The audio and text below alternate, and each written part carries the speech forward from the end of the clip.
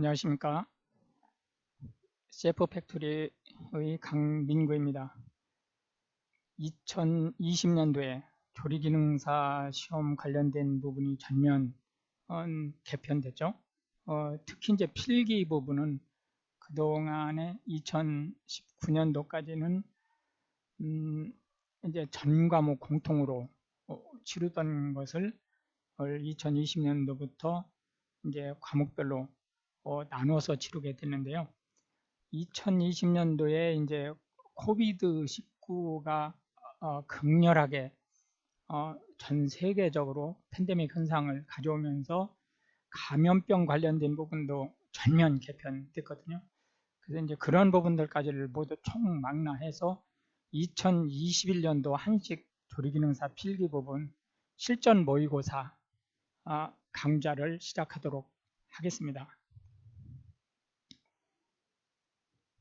저는 이제 한식, 양식, 일식, 보거, 조리 기능사뿐만이 아니고 이제 중식에 이르기까지 전반적인 부분에 대해서 기획에서부터 집필하는 부분 및 그 교정에 이르기까지 전반적인 부분을 모두 그 총책임지고 진행을 했었던 경험을 바탕으로 해서 2021년도부터는 유튜브를 통해서 그 독자 여러분들에게 직접 그 도움을 드릴 수 있도록 그렇게 하겠습니다.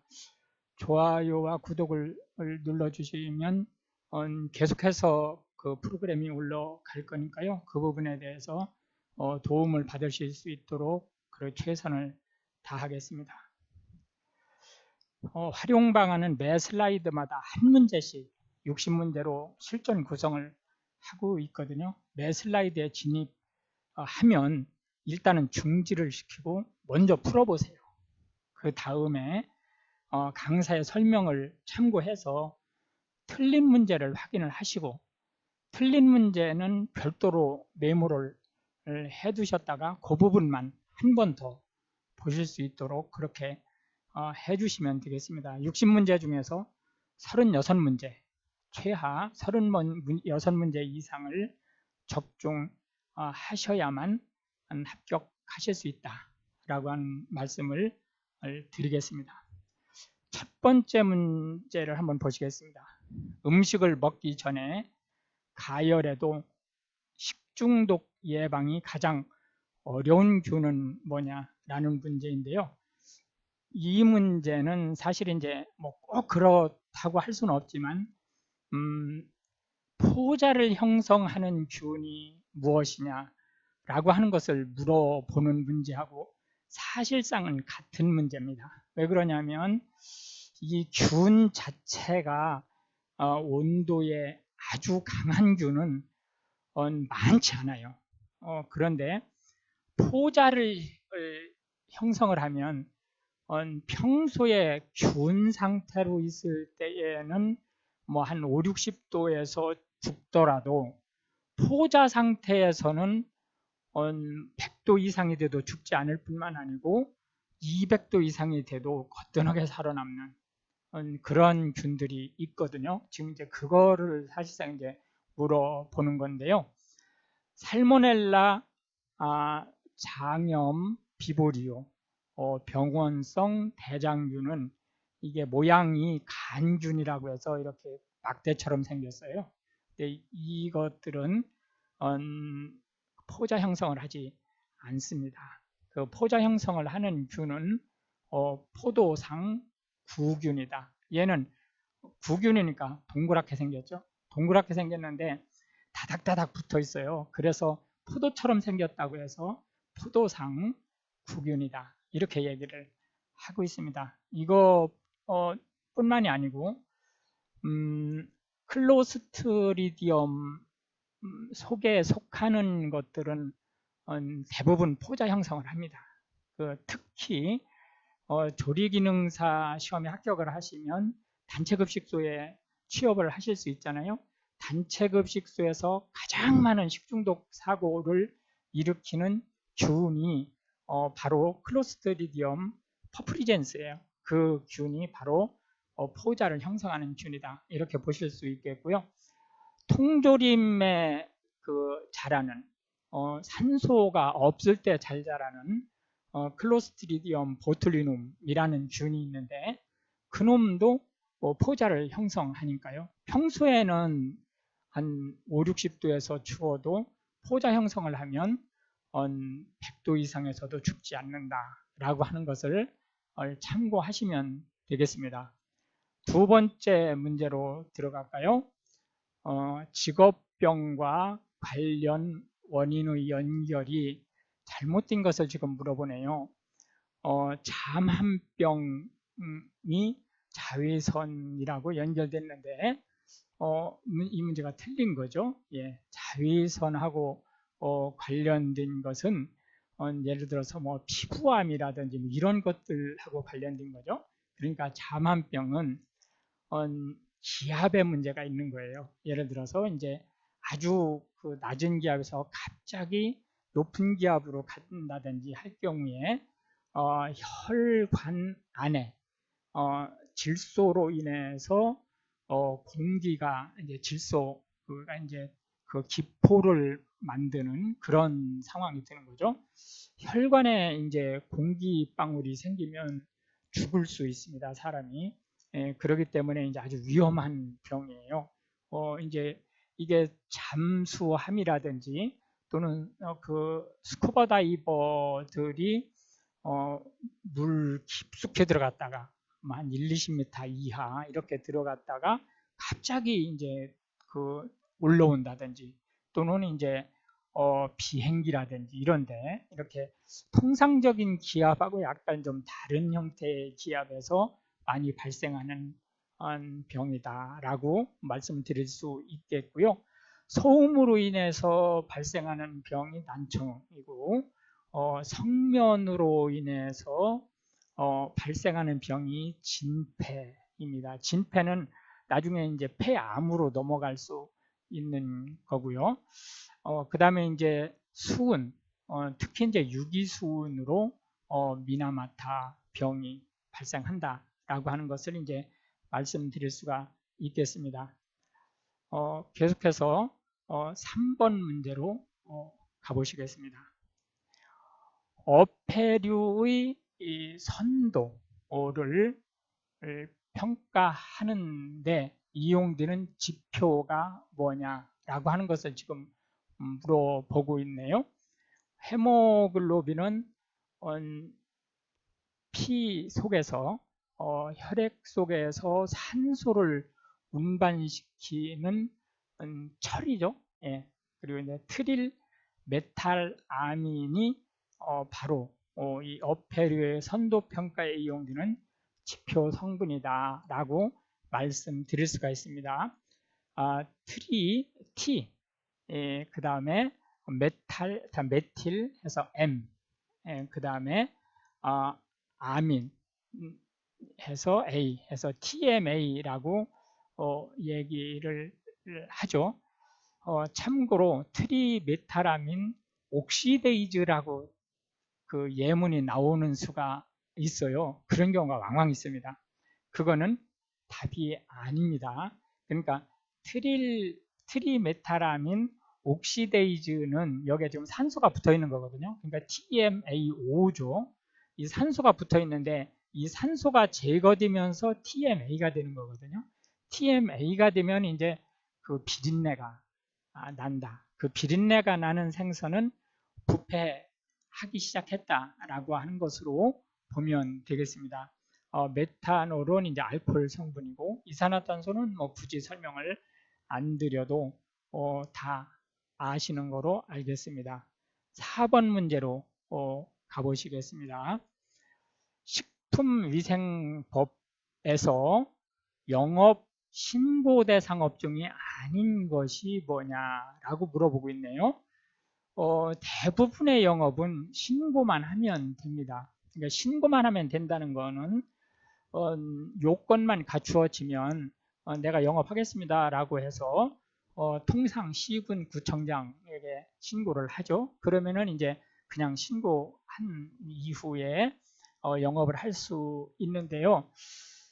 단란주점은 신고가 아니고 허가를 사전에 받아야 됩니다.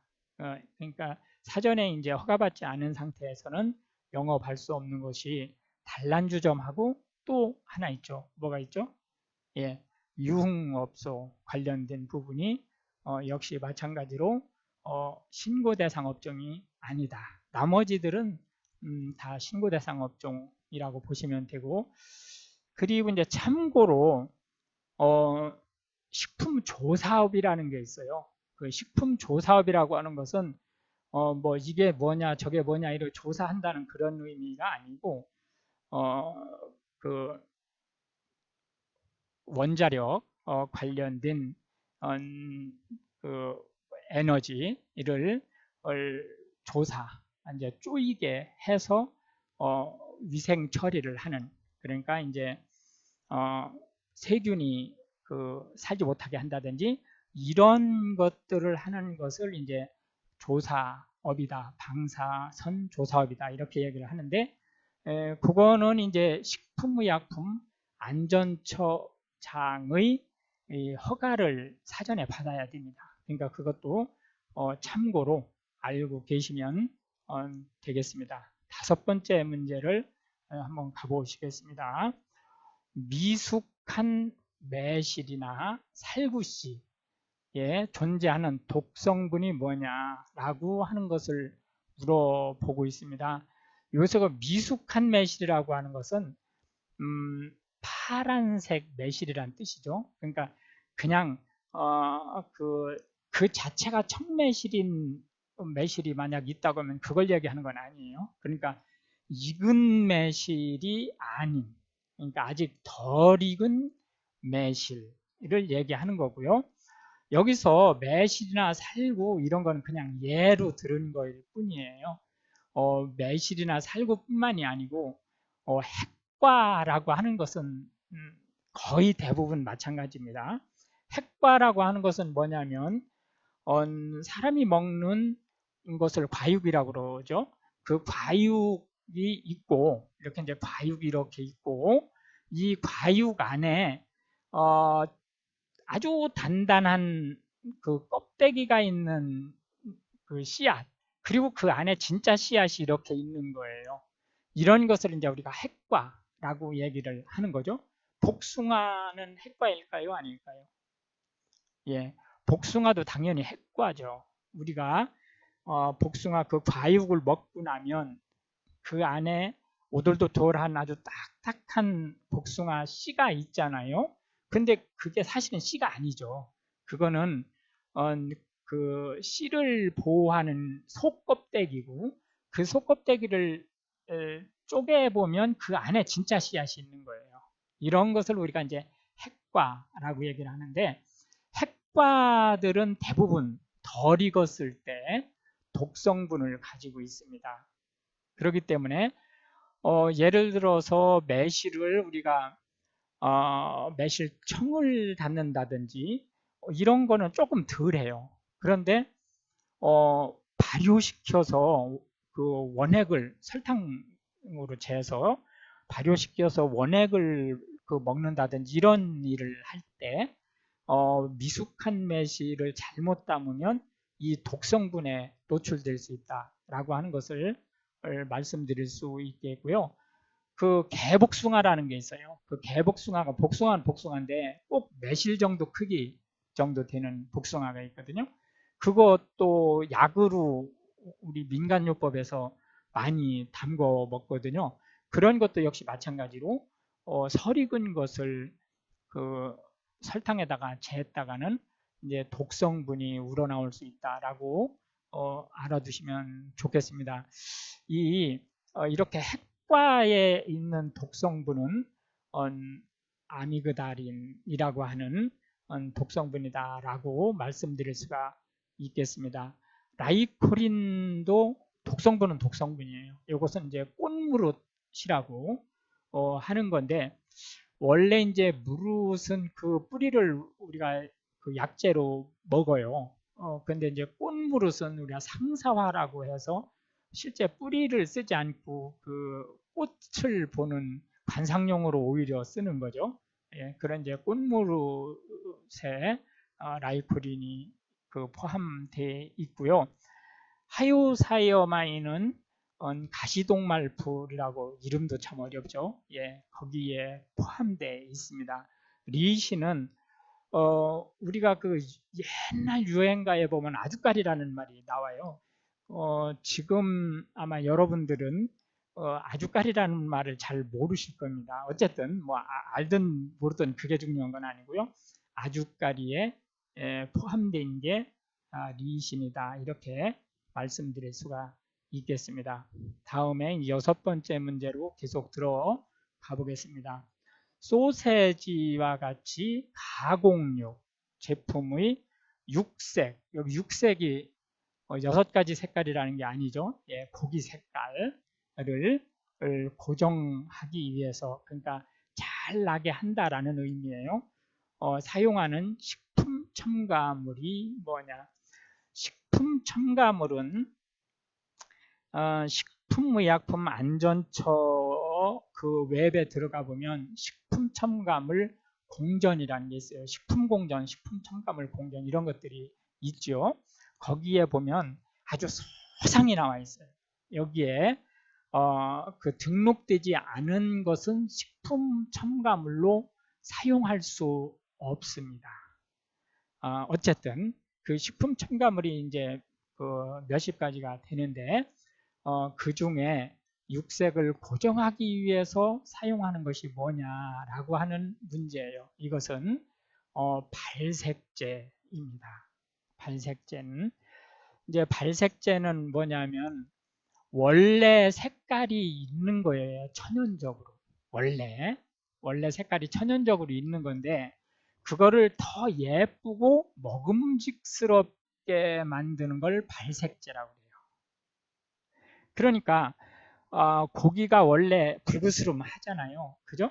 그런데 그 불그스름한 고기를 칼로, 그러니까 쇠로 자른다든지 그 자른 부분을 산소 중에, 그러니까 공기 중에 내팽겨쳐 둔다든지 하면 색깔이 검붉게 변하죠. 그러면은 뭔가 좀 상한 것 같은 느낌이 들고, 그러니까 이거를 그렇게 하지 않고 아주 선분홍색으로 그 색깔을 유지하게 하면 영업을 하기가 좋잖아요. 정육점이나 이런 데서. 그러니까 그런 용도로 쓰는 것이 발색제다라고 말씀드릴 수가 있겠고요.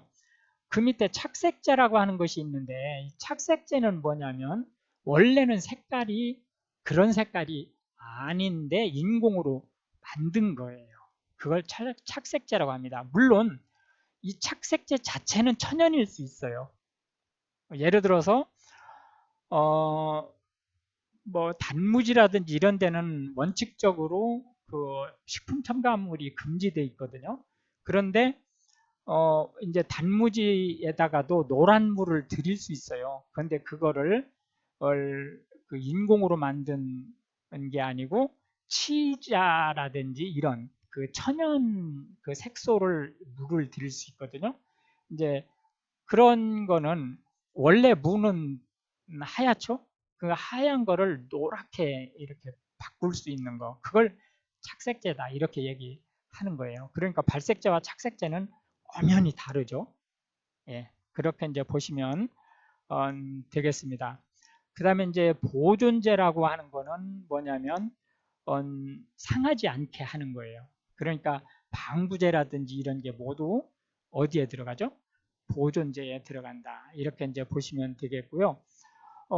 사실상 첨가물은 종류가 워낙 많기 때문에 여기서 모두 설명을 드리는 것은 조금 무리하기 때문에 이 정도로 하고 넘어가도록 하겠습니다.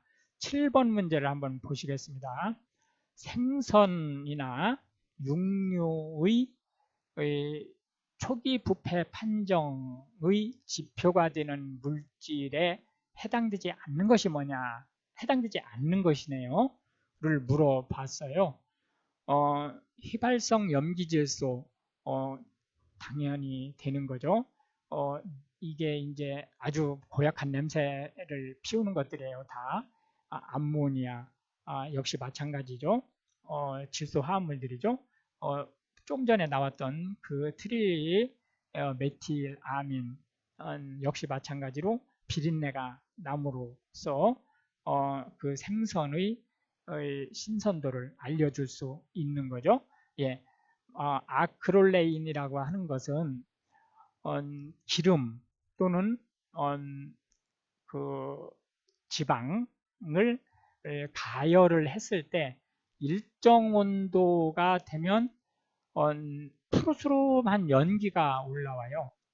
예를 들어서 그 프라이팬에 식용유를 이렇게 붓고 계속 그 렌지 위에다가 올려놓으면 불을 켜고 올려놓으면 일정한 시간이 지나면은 거기서 연기가 이렇게 올라오는 걸 볼 수 있어요. 그게 잘 보면 푸르스름한데 이렇게 잠깐 동안 푸르스름하고 그 다음부터는 이제 연기가 나기 때문에 잘 못 느끼죠. 처음에 이제 김이 이렇게 모락모락 올라올 때 그때 이제 처음 이제 이렇게 푸르스름한 연기가 올라오거든요. 그게 이제 아크롤레인 때문에 올라오는 거다. 이제 이렇게 보시면 되겠습니다. 아크롤레인에 의해서 그 푸르스름한 연기가 그 나는 상태에서 계속 강불로 가열을 하면 유지가 산패될 수 있습니다. 그러니까 그건 참고로 하시면 되겠습니다. 8번 문제로 계속 들어가겠습니다. 식품 취급자의 화농성 질환에 의해 감염되는 식중독이 뭐냐라고 했는데요. 여기서 식품 취급자라고 하면 조리사는 얘기할 것도 없어요. 지금 이 방송을 들으시는 분들이 조리사 기능사 시험에 지금 응시하시려고 하는 분들이잖아요. 그러니까 지금 이 방송을 들으시는 분들은 식품 취급자 당연한 거죠. 그런데 이제 이렇게 조리 하시는 분뿐만이 아니고 영양사 선생님도 있을 수 있죠. 그리고 또 그 관리를 하시는 분도 있을 수 있고 또 이제 원료 식품의 원료를 또 취급하시는 분도 있을 수 있죠. 또 배식을 하시는 분들도 있잖아요. 그러니까 이런 모든 분들이 다 식품 취급자예요. 그렇기 때문에 여기에 조리사 이런 식으로 쓰지 않는 거죠. 어쨌든 이런 식품 취급자가 화농성 질환에 감염됐다라고 했을 때 이제 식중독을 초래할 수 있는 가능성이 있는 것이 뭐냐라고 하는 것은 2번의 황색 포도상 구균 식중독입니다. 예를 들어서 우리나라 같은 경우는 김밥이라든지 이런 데서 그 황색 포도상 구균이 그 감염될 확률이 아주 높죠. 그렇기 때문에 이제 김밥 같은 경우는 그 오늘 만든 거를 그 이튿날은 절대로 먹지 못하게 한다든지 이런 이제 조치를 취하는 것으로 보시면 알겠고요. 조리사가 사실은 겉으로 볼 때는 멀쩡한데 손가락이라든지 이런 데 화농, 그러니까 우리가 그 고름이라고 얘기하는 거 있잖아요.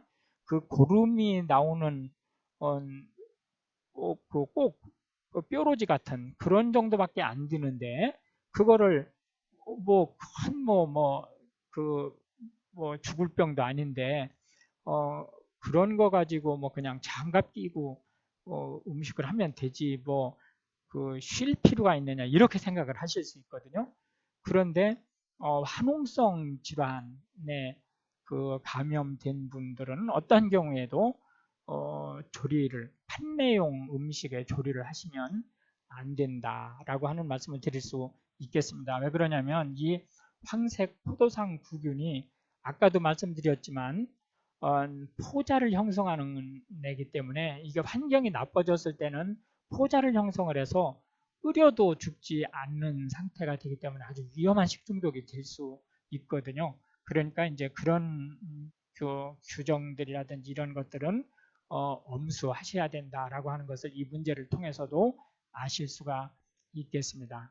9번 문제로 들어가 보시겠습니다. 식품 취급자가 손을 씻는 방법으로 적합하지 않은 것이 뭐냐라고 물어보고 있네요. 손을 씻는 방법. 식품을 취급하는 분은 손 씻는 것에 정말 부지런해야 되잖아요. 예를 들어서 뭐 화장실 갔다 온 거는 뭐 얘기할 것도 없지만 뭐 담배를 피운다든지 이런 것도 다 손을 씻으셔야 되잖아요. 그런데 이제 그 손을 씻는 방법에 대해서 지금 물어보고 있네요. 살균 효과를 증대시키기 위해서 역성 비누액에 일반 비누액을 섞어서 사용한다. 언뜻 볼 때는 이게 제법 그럴듯해요. 그런데 틀린 답입니다. 이게 답이에요. 그러니까 방법이 틀린 거니까 정답인 거죠. 역성 비누는 통상적으로 우리가 쓰는 그 세제, 우리가 쓰는 세제들은 음이온을 가지고 있어요. 근데 얘는 양이온 비누입니다. 역성 비누는 그래서 역성이에요. 이게 양이온 비누인데 그러니까 일반 비누하고 섞으면 중화가 돼버려요. 그래서 세제로서의 기능이 그러니까 특히 역성 비누는 이 세척용이기보다는 소독 효과가 더 좋은 거거든요. 그러니까 그 소독 효과가 확 죽어버리는 거예요. 그렇기 때문에 역성 비누로 손을 소독하시려고 할 때는 절대로 비누를 섞으면 안 된다. 그러면은 실제는 비누로 손을 씻고 물로 완전히 비누 그 성분을 없앤 다음에 역성 비누로 소독하는 것이 사실은 제일 좋은 방법인 거죠. 네, 그렇게 보시면 되겠고 팔에서 손으로 그러니까 윗부분에서 아랫부분으로 이렇게 씻어 내려오는 거 당연한 거죠. 그 다음에 흐르는 물에 그 찌꺼기를 충분히 씻는 거 당연한 거죠. 그 다음에 이제 역성 비누 원액을 몇 방울 손에 받아 30초 이상 문지르고 흐르는 물로 씻는다. 예, 맞고요. 또 원액으로 안 하셔도 돼요. 1000분의 1 정도 희석시켜서 사용을 해도 됩니다. 이게 아주 강한 소독제이기 때문에 뭐 원액은 얘기할 것도 없고 조금 전에 말씀드렸듯이 한 1000분의 1 정도 희석시켜도 이게 효과가 있으니까요. 그거는 참고로 하시면 되겠습니다. 10번 문제 보시겠습니다. 과채, 여기서 과채는 과일하고 채소란 뜻이에요. 뭐 익히 아시겠지만 식욕, 가공 등에 사용해서 식품 중에 있는 색소와 결합하여 식품 본래의 색을 유지하게 하는 식품 첨가물이 무엇이냐? 이게 앞에서도 나온 문제인데 또 나왔네요. 예, 발색제죠. 예. 식용타르는 그 우리가 쓰는 그 색소가 이제 몇 가지 종류가 있는데 뭐 적색, 몇호, 뭐 황색, 몇호 이런 식으로 이 타르 종류가 제일 많아요. 그러니까 그 참고로 하시면 되겠고요. 천연 색소는 뭐 아까 치자 말씀을 드렸지만 치자라든지 이런 것처럼 특히 이제 식물에서 원료로 해가지고 만든 색소, 그것도 이제 먹는 식물, 먹을 수 있는 식물을 얘기하는 거죠. 표백제는 겉을 깔끔하게, 특히 흰색으로 아주 그 탈색을 시키는 그러한 기능을 하는 것을 표백제다 이렇게 이제 얘기를 하시는 거로 보시면 되겠고요. 표백제의 대표적인 것이 차염소산 나트륨이에요. 차염소산 소듐이라고도 하죠. 같은 말입니다.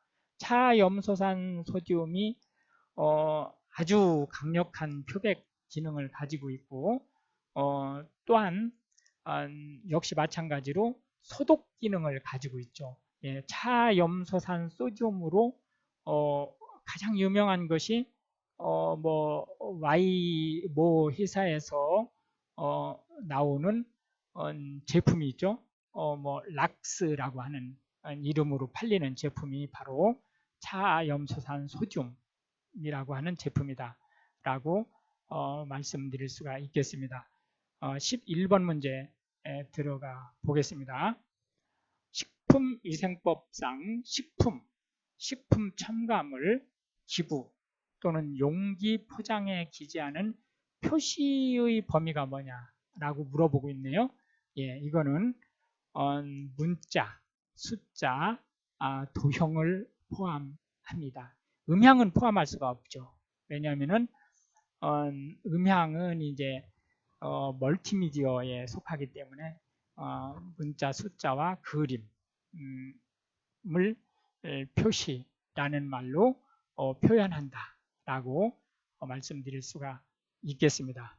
그 다음에 12번 문제를 보시겠습니다. 아래의 식품들의 표시기준상 영양성분별 세부 표시 방법에서 괄호 안에 알맞는 것이 뭐냐라고 하는 문제예요. 즉 영양 표시 방법에 관련된 문제네요. 열량의 단위는 킬로칼로리.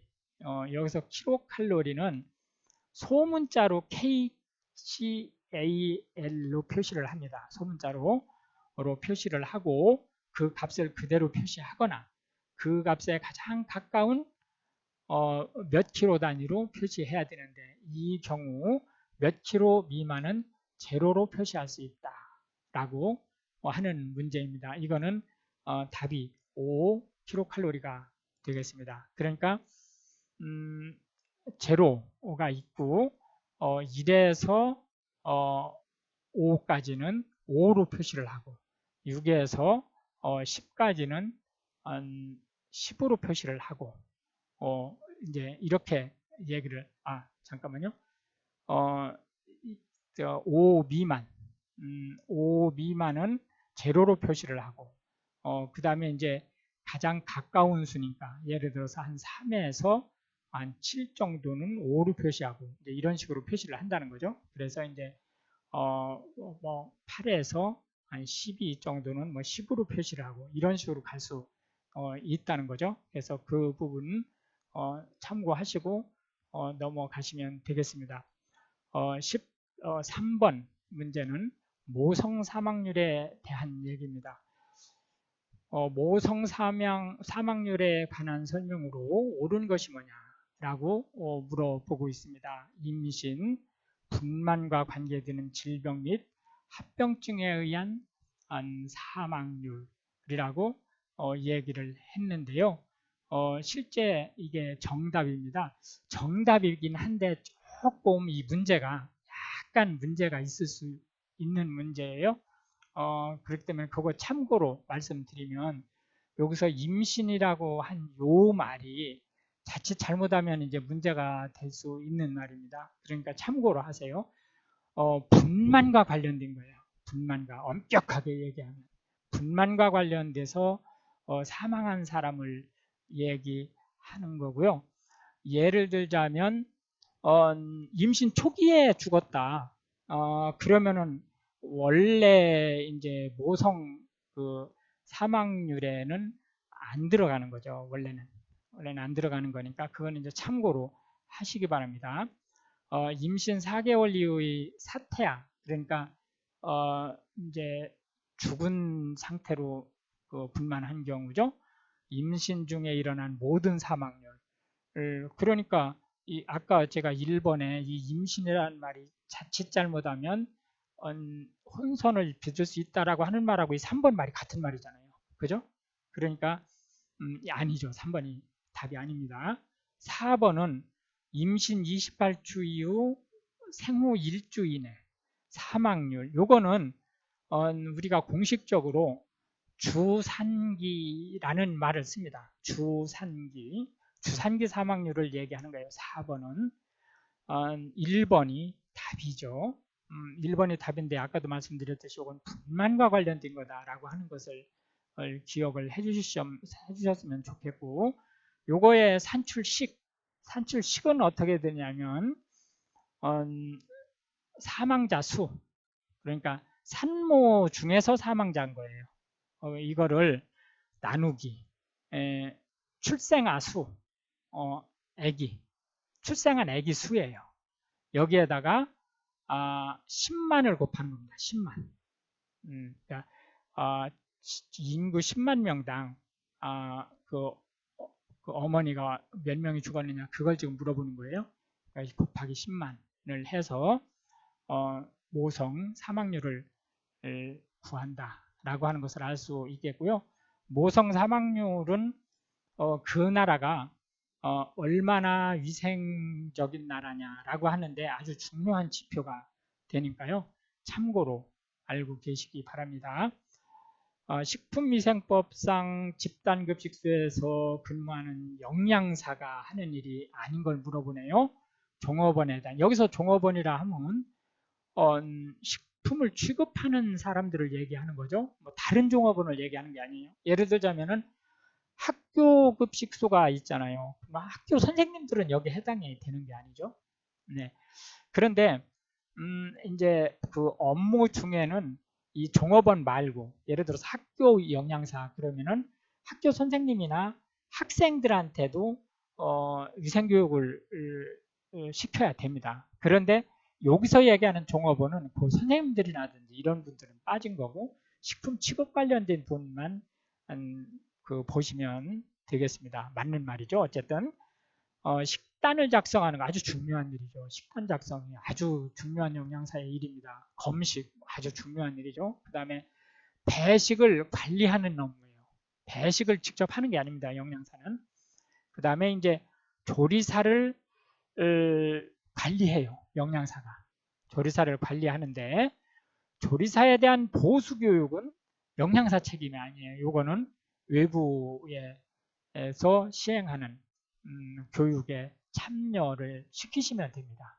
그 다음에 급식시설의 위생을 관리하는 업무를 영양사가 한다라고 하는 것을 아실 수가 있겠습니다. 조리사뿐만이 아니고 영양사도 지금 아마 법으로 2년에 한 번씩 그 교육을 받는 걸로 알고 있는데요. 그 외부에서 실시하는 교육을 받아야 된다라고 하는 말씀을 드릴 수가 있겠습니다. 식품위생법상 조리사를 두어야 하는 영업장이 어디냐? 다른 데는 그 조리사가 필수가 아니에요. 그런데 보고조리점은 아닙니다. 이 보고조리점은 반드시 조리 기능사가 있어야 돼요. 그것도 일반 조리 기능사가 아니고 보고조리 기능사여야 된다. 그리고 참고로 단체급식소도 특히 이제 100명 이상은 뭐 더 얘기할 것도 없죠. 예, 단체급식소도 조리사를 두어야 한다라고 하는 것을 참고로 알고 계시면 되겠습니다. 16번 문제를 보시겠습니다. 탄수화물의 조리 가공 중 변화되는 현상과 가장 관계 깊은 것은 뭐냐? 그러니까 조리 가공 중이라는 것은 무슨 얘기냐면 가열을 했을 때라는 거죠. 물을 추가시키고 그러니까 가수를 하고 가열을 했을 때 변화되는 현상은 호화입니다. 호화는 전분이 그 물에 의해서 열과 물에 의해서 이제 그 적정히 그 부피가 늘어나고 또 화학적 성질이 변화되는 거를 그래서 끈기가 생기고 부드러워지고 이렇게 해서 이제 섭취하기 쉽게 맛있게 변하는 그걸 우리가 호화다 이렇게 얘기를 하는 것으로 보시면 되겠고요. 거품이 생성되는 것은 예를 들자면은 이제 뭐 계란이라든지 이런 것을 거품기로 이제 그 냈을 때 거품이 생기는 이런 걸 얘기하는 거고 유화는 기름하고 물이 잘 섞이도록 하는 기능입니다. 산화는 산소하고 결합하는 화학적으로 결합하는 걸 산화다 이렇게 얘기를 할 수가 있겠습니다. 17번 문제를 보시겠습니다. 전분식품 이거 전분식품이라면 탄수화물을 뜻하는 거죠. 노화를 억제하는 방법으로 적합하지 않은 것이 뭐냐라고 물어봤어요. 이 노화라고 하는 것은 요 바로 앞에 문제에서 호화가 나왔죠. 물과 열을 가하면 호화가 돼서 전분이 맛있게 부드럽게 끈기 있게 변하는데 이거를 상온에 그냥 내팽겨쳐 두면 점차 열이 식으면서 끈기도 없어지고 또 그 부드러움도 딱딱한 상태로 변하거든요. 그걸 우리가 노화다 이렇게 얘기를 합니다. 이 노화를 억제하는 방법이 아닌 것을 물어보는 거예요. 설탕을 첨가한다. 예, 설탕을 첨가하면 노화가 억제됩니다. 그러니까 떡을 생각하시면 쉽죠. 떡을 만들 때 설탕만 넣잖아요. 그러니까 떡이 밥보다는 노화 속도가 늦어지는 거예요. 식품을 냉장 보관한다. 안 되죠. 냉장 보관을 하면 노화되기 가장 좋은 온도예요. 오히려 냉동시키는 거냐 이가 달라요. 냉동시키는 거는 특히 급속 냉동을 시키는 경우 이런 경우에는 노화가 안 됩니다. 중단돼요. 노화가. 그렇지만 냉장 상태에서는 노화가 가장 잘 된다. 식품의 수분 함량을 15% 이하로 줄인다. 예, 노화가 억제됩니다. 예를 들자면 우리가 미숫가루 같은 거 있잖아요. 이게 지금 수분 함량이 16% 이하로 좀 떨어진 거예요. 그러니까 미숫가루 같은 경우는 노화가 안 돼요. 물에다 타면 바로 그냥 맛있게 마실 수 있는 거예요. 바로.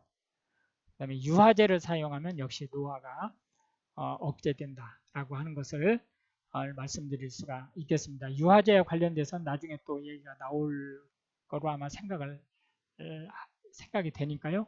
일단 넘어가겠습니다. 18번 문제로 한번 가보겠습니다. 식품의 수분 활성도가 뭐냐라고 물어보네요. 수분 활성도라고 하는 것이 이제 액티비티 월을 해서 AW다 이렇게 이제 표시를 하고 있거든요. 수분 활성도라고 하는 것은 이제 뭐냐면 예를 들어서 우리가 그 식품 중에 물기가 많으면 상온에 놨을 때 쉽게 상하잖아요. 그러니까 이 습기가 많이 있는 것은 이제 주의를 해야 되거든요.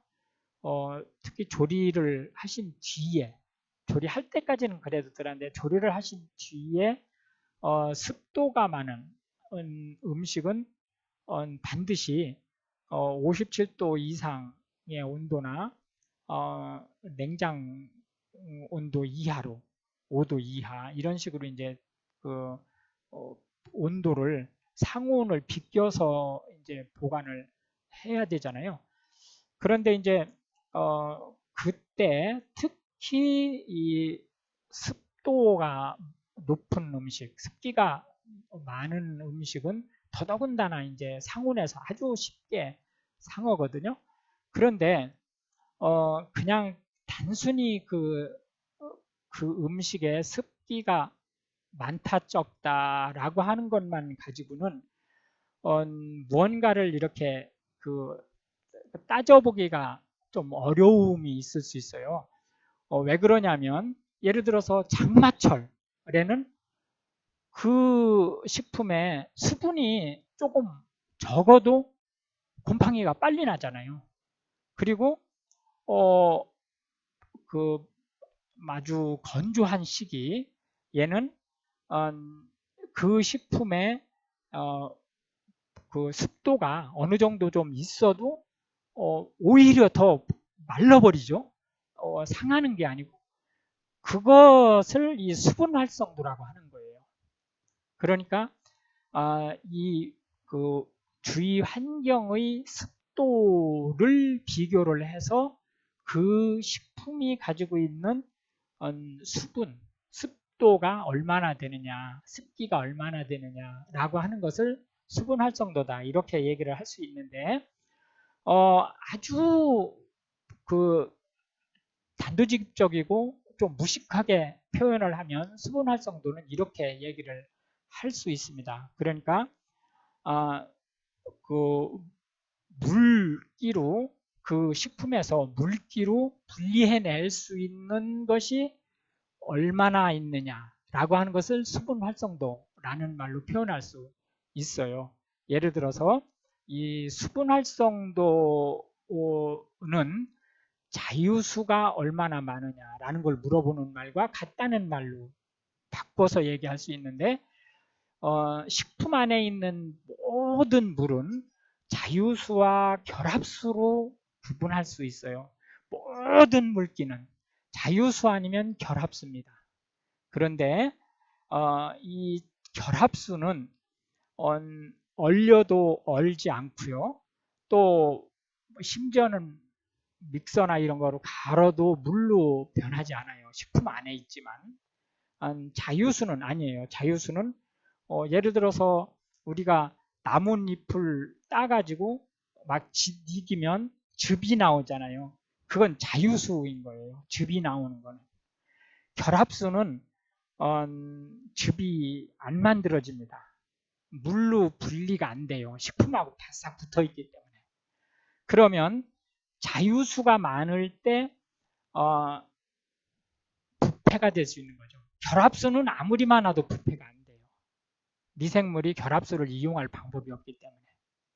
자, 이제 거기까지 설명을 드리고 답을 한번 보시겠습니다. 식품의 수증기압과 식품의 수증기압, 그리고 물의 수증기압의 비, 그러니까 식품의 수증기압 나누기 물의 수증기압의 비가 AW예요. 이게 답입니다. 자, 18번의 답은 1번이 되겠습니다. 여기에다가 곱하기 100, 그러면은 우리가 얘기하는 상대 습도예요. 여기다 100을 하면. 그 다음에 이제 자유수와 결합수의 비는 수분 활성도는 아니에요. 이 실제는 자유수가 얼마나 존재하고 있느냐가 AW하고 직접 관련이 돼 있는 거예요. 그러나 결합수하고 관련된 건 아니다.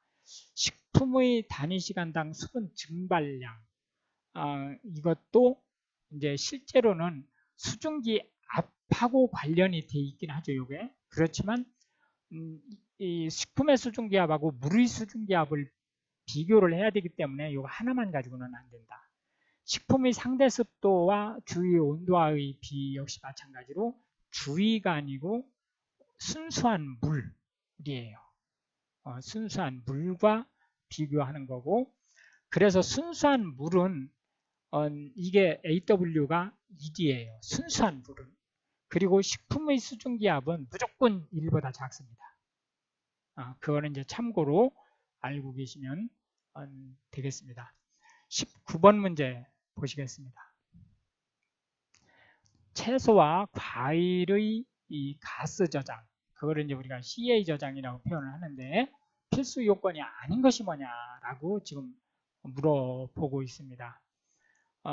여기서 답은 일단 pH를 조절하는 것은 CA 저장하고는 관계 없습니다. 최근에 개발된 저장 방법이고요. 아주 효과가 괜찮은 저장 방법이 바로 이 가스 저장 방법이다라고 얘기를 할 수 있겠는데요. 기체를 조절하는 게 1차 제일 중요한 거예요. 하나는 이산화탄소가 0.2% 내지 한 3% 정도로 조절을 하는 게, 이게 이제 식품에 따라 조금씩 다르죠.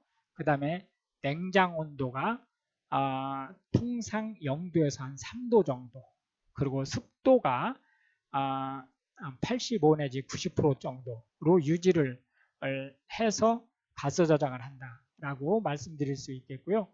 기체 조절을 할 때 이산화탄소뿐만이 아니고 산소도 조절을 해요. 산소가 이제 부패시키는데 영향을 엄청나게 많이 주잖아요.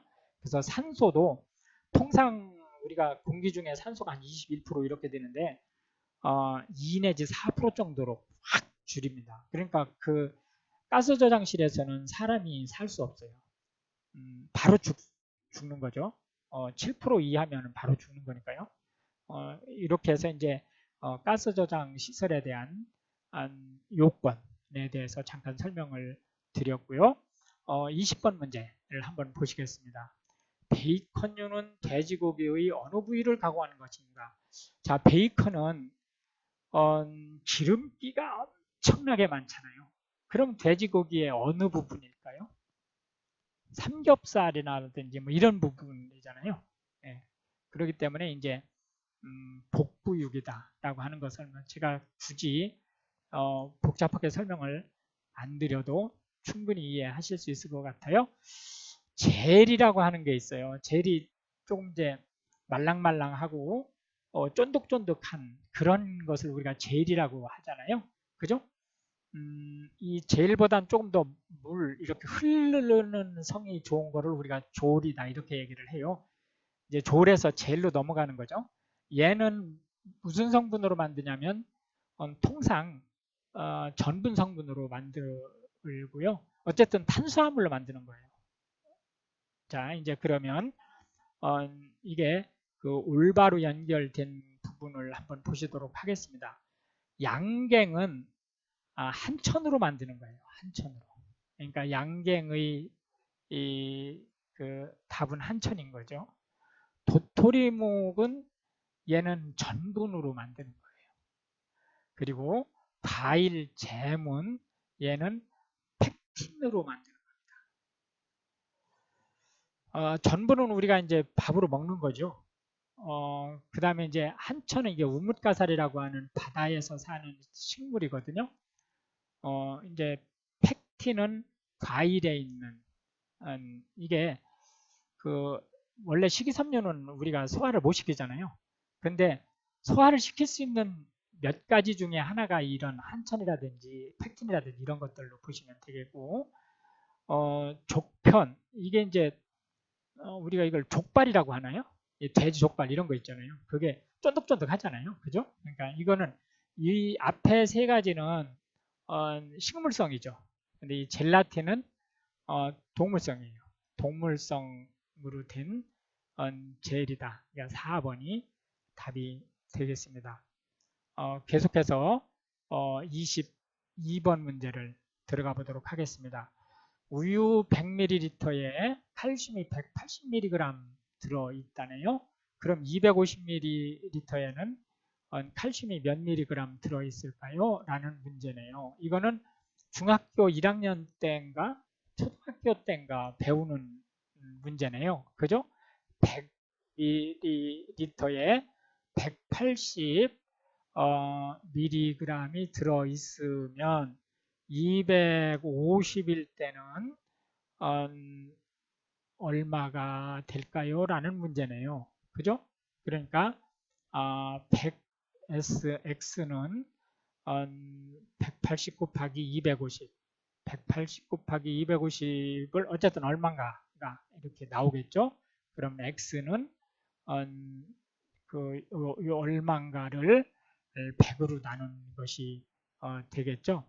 180 곱하기 250이 58, 40, 5일은 900, 3600, 그러면 4500이 되네요. 그러니까 450이 되겠네요. 1번 문제가 맞죠? 예, 1번 문제가 되겠습니다. 참 답이 되겠습니다. 23번 문제로 가보시겠습니다.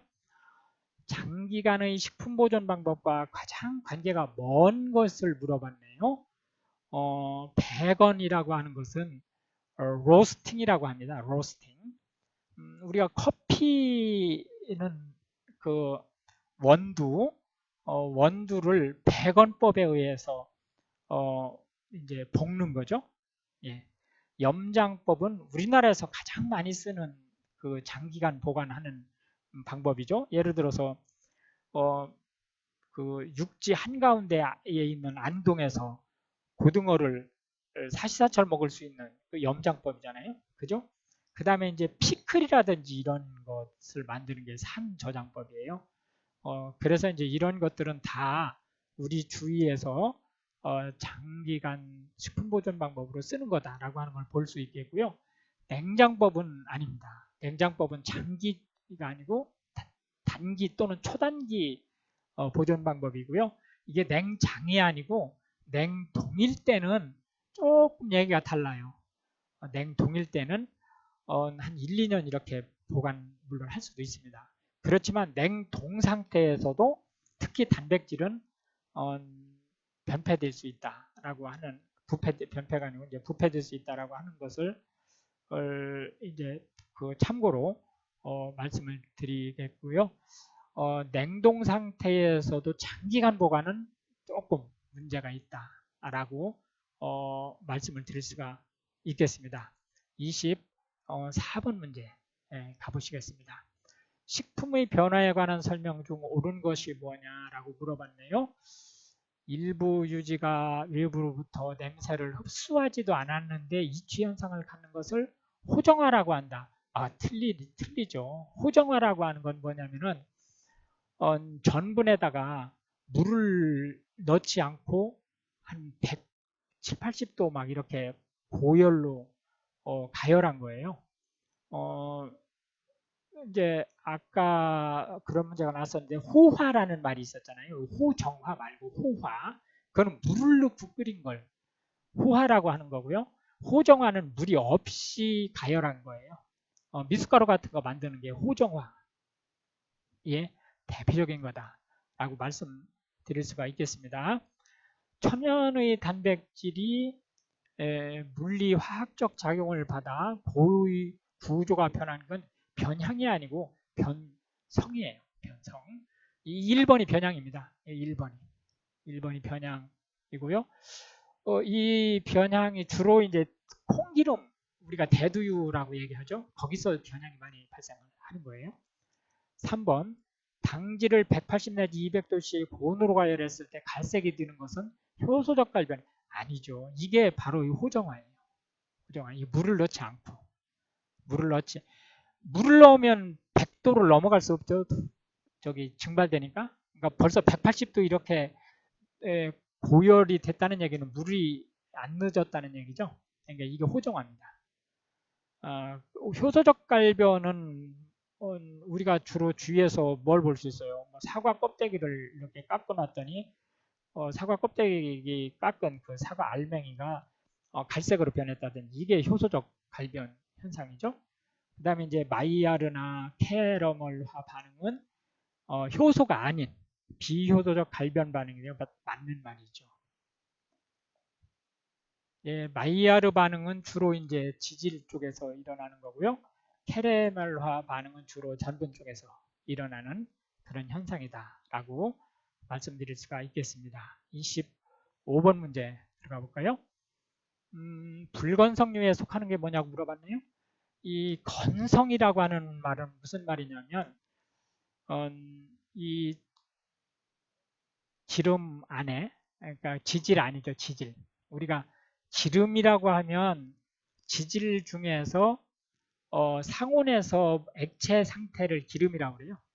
그리고 지방이라는 말을 쓰죠. 지방이라는 말은 영어로 패트라고 그래요. 이 기름은 영어로 오일이라고 하죠. 이 패트는 지방이라고 하는데 얘는 그 상온에서 고체 상태예요. 예를 들어서 버터 같은 거는 고체 상태잖아요. 그러니까 얘는 패트죠. 그리고 들기름 이런 거는 액체 상태잖아요. 그러니까 얘는 오일인 거죠. 네, 어쨌든 이 안에 그 아이오딘, 즉 요오드 값이 얼마냐라고 하는 것을 지금 물어보는 거예요. 이제 공기 중에서 요오드 값이 높아지면 건조해가지고 빨리 굳어지는 성질을 가지고 있어요. 그걸로 이제 우리가 건성류, 반건성류, 불건성류 이렇게 얘기를 하는데요. 이 불건성류에 속하는 것은 땅콩기름이다 라고 이제 보시면 되겠습니다. 이거는 이제 실제 이거를 아무리 암기를 해도 오래 기억이 안 돼요. 그러니까 이거는 적당히 그 아시고 이게 정말로 이런 문제가 났다 그러면은 뭐 포기하시는 게 아마 더 나을지 모르겠어요. 물에 녹는 비타민을 물어봤네요. 우리가 바이타민이라고 그러죠. 바이타민은 크게 두 종류예요. 하나는 수용성, 물에 녹는 바이타민이 있고요. 하나는 지용성, 기름에 녹는 바이타민이 있어요. 그 물에 녹는 바이타민은 B 아니면 C예요. 딱 두 가지밖에 없습니다. 그리고 그 나머지가 다 지용성이에요. 지용성은 A, D, E, K 이게 이제 지용성이죠. 그러니까 이제 지금 물에 녹는 비타민을 물어봤으니까 수용성 비타민을 지금 찾아내라는 얘기네요. 문제가 레티놀은 비타민 A예요. 비타민 A. 그러니까 당연히 지용성이죠. 토코페롤은 비타민 E예요. 토코페롤 예, 비타민 E입니다. 그러니까 역시 지용성이죠. 예, 티아민은 B예요. B 중에서 B1입니다. B1이니까 얘는 수용성이 되겠네요. 칼시페롤은 D3인가 아마 그렇게 돼요. D3인가? 예, 그렇게 됩니다. 그러니까 칼시페롤은 이제 지용성이죠. 예, 그렇게 이제 답을 보시면 되겠습니다. 참고로 바이타민 B1이 티아민이라고 했잖아요. 바이타민 B2, 바이타민 B2는 우리가 그 B2 리보플라빈, 그 다음에 B3 니아신 또는 나이아신이라고도 해요. 같은 말입니다. 뭐 니아신이든 나이아신이든. 그 다음에 이제 B5를 우리가 판토텐산 이렇게 얘기를 해요. 그 다음에 이제 B6는 별도로 이름을 좀 쓰기는 그렇지만 억지로 쓰면은 이제 피리독산 이렇게 이제 쓰시면 되고요.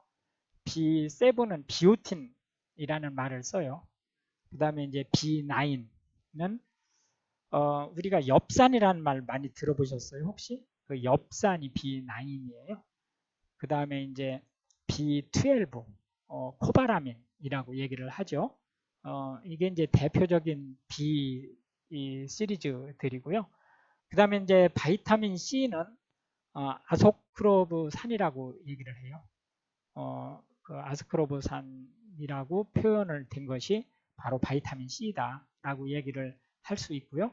지금 이제 제가 소개를 드린 이런 것들이 모두 바이타민 B와 C, 즉 수용성 바이타민이다라고 말씀을 드릴 수가 있겠습니다. 계속해서 27번 문제 들어가 볼까요? 알칼리성 식품에 해당하는 것이 뭐냐고 물어봤네요. 예, 알칼리성 식품에 해당되는 것은 일단 먼저 답을 먼저 말씀드리면 해조류예요. 육류, 곡류, 어류는 산성 식품이죠.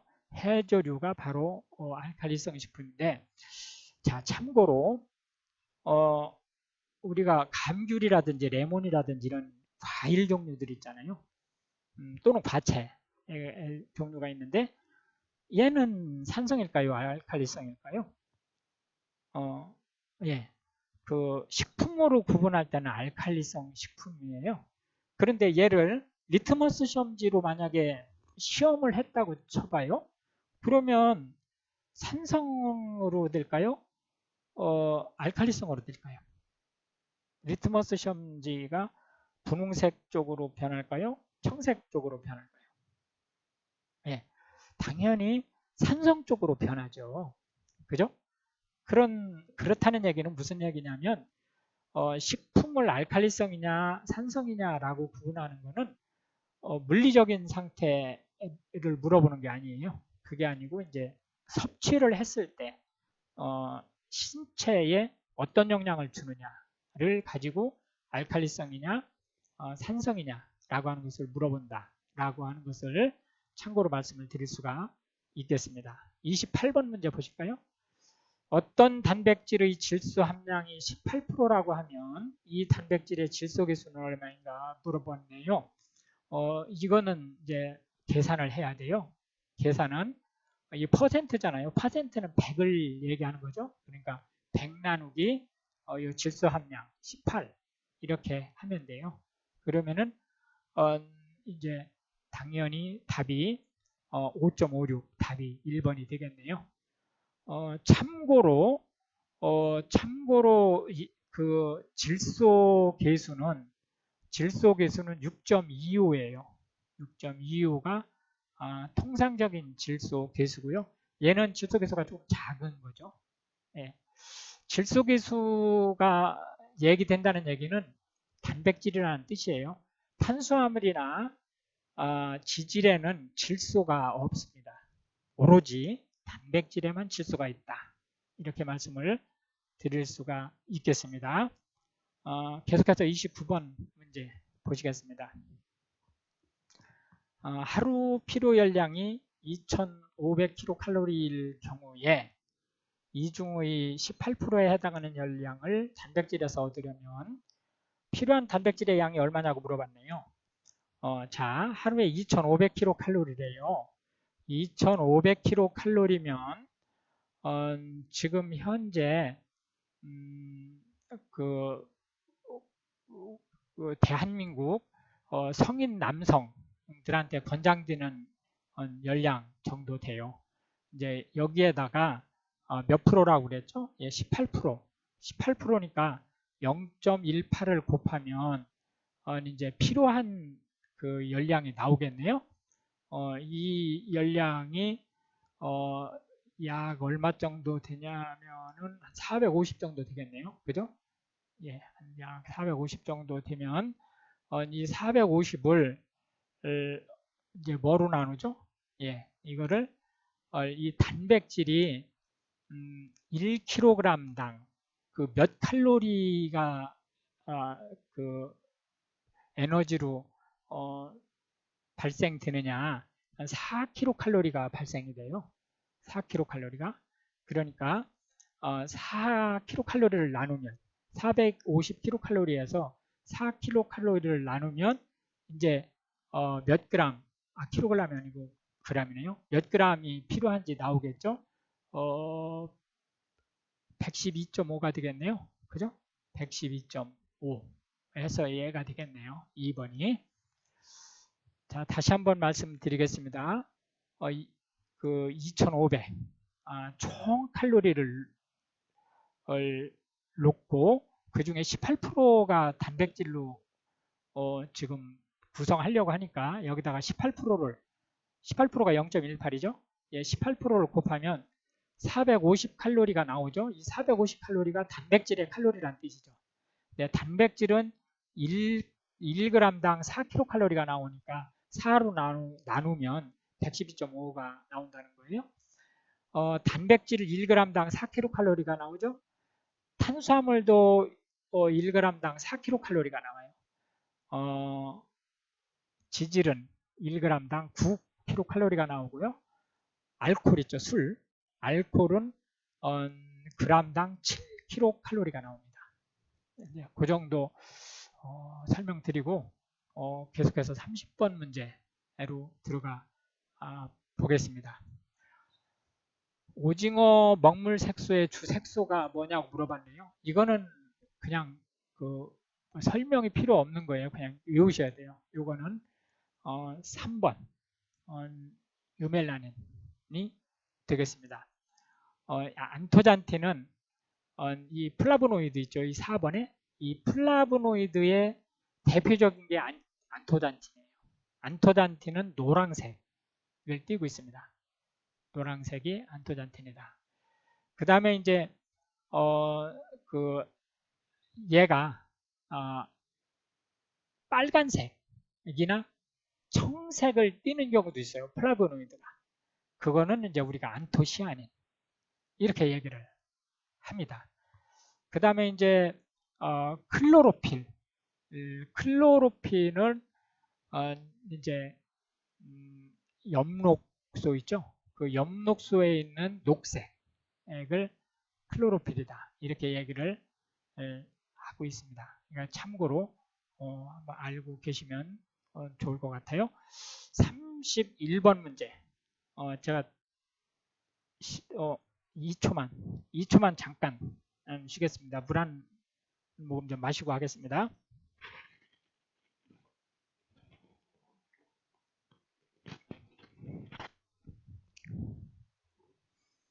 네, 31번. 튀김옷의 재료에 관한 설명으로 틀린 것을 물어봤네요. 틀린 것을. 중조를 넣으면, 이 중조가 뭐냐면 소다라고 하는 거예요. 소다. 이걸 탄산수소 소듐 또는 탄산수소 나트륨 이런 말을 쓰는데 같은 말이에요. 이 중조를 넣으면 탄산가스가 발생하면서 수분도 증발되어 바삭바삭하게 된다. 네, 맞는 말이에요. 한번 해보시면 되는 거예요. 이건. 그 다음에 2번 달걀을 넣으면 달걀 단백질의 응고로 수분을 흡수하는 것을 방해해서 바삭바삭하게 된다. 그러니까 그 튀김 재료나 튀김 옷에 물이 그 스며드는 것을 달걀이 방지해줘서 바삭바삭하게 된다네요. 예, 맞는 말이에요. 예, 3번 글루텐 함량이 높은 밀가루가 오랫동안 바삭한 상태를 유지한다. 거꾸로예요. 이게 답이네요. 지금 틀린 걸 물어봤으니까 이게 답이에요. 글루텐 함량이 높은 거를 우리가 강력분이라고 그래요. 강력분. 그러고 적당한 양이 있는 거. 그러니까 예를 들어서 한 13% 이상 이렇게 되는 거를 강력분이라고 하고요. 한 뭐 10% 이 정도 되는 거를 중력분이라고 그래요. 중력분. 그리고 이제 한 8%뭐 이렇게 되는 거를 박력분이라고 그래요. 얇다 해서 박력분이라고 얘기를 하는데요. 튀김가루는 박력분으로 쓰는 거예요. 강력분이 아니고. 그러니까 글루텐 함량이 높으면 안 됩니다. 4번 얼음물에 반죽을 하면 점도를 낮춰주기 때문에 바삭하게 된다. 예, 맞는 말이에요. 그래서 그 닭튀김집이나 이런 데서 부지런하신 분들은 얼음물에서 그 튀김옷을 입혀요. 이제 뭐 좀 귀찮으면은 뭐 그렇게까지 하긴 어렵지만 뭐 큰 차이가 나는 건 아니니까 참고로 아시면 되겠습니다. 32번 문제 계속 가보시겠습니다. 열량급원이 아닌 걸 물어봤네요. 사람 여기서 사람이라 하면 사람뿐만이 아니고 포유동물은 다 얘기하는 거예요. 그 사람이 영양분을 섭취를 6가지를 하죠.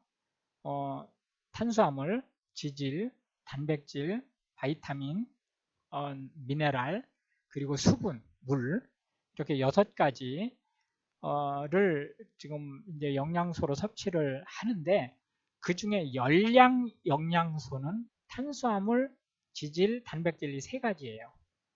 탄수화물, 지질, 단백질 이외에는 어떤 것도 열량을 낼 수 없어요. 탄수화물 중에서도 식이섬유는 열량을 낼 수 없습니다.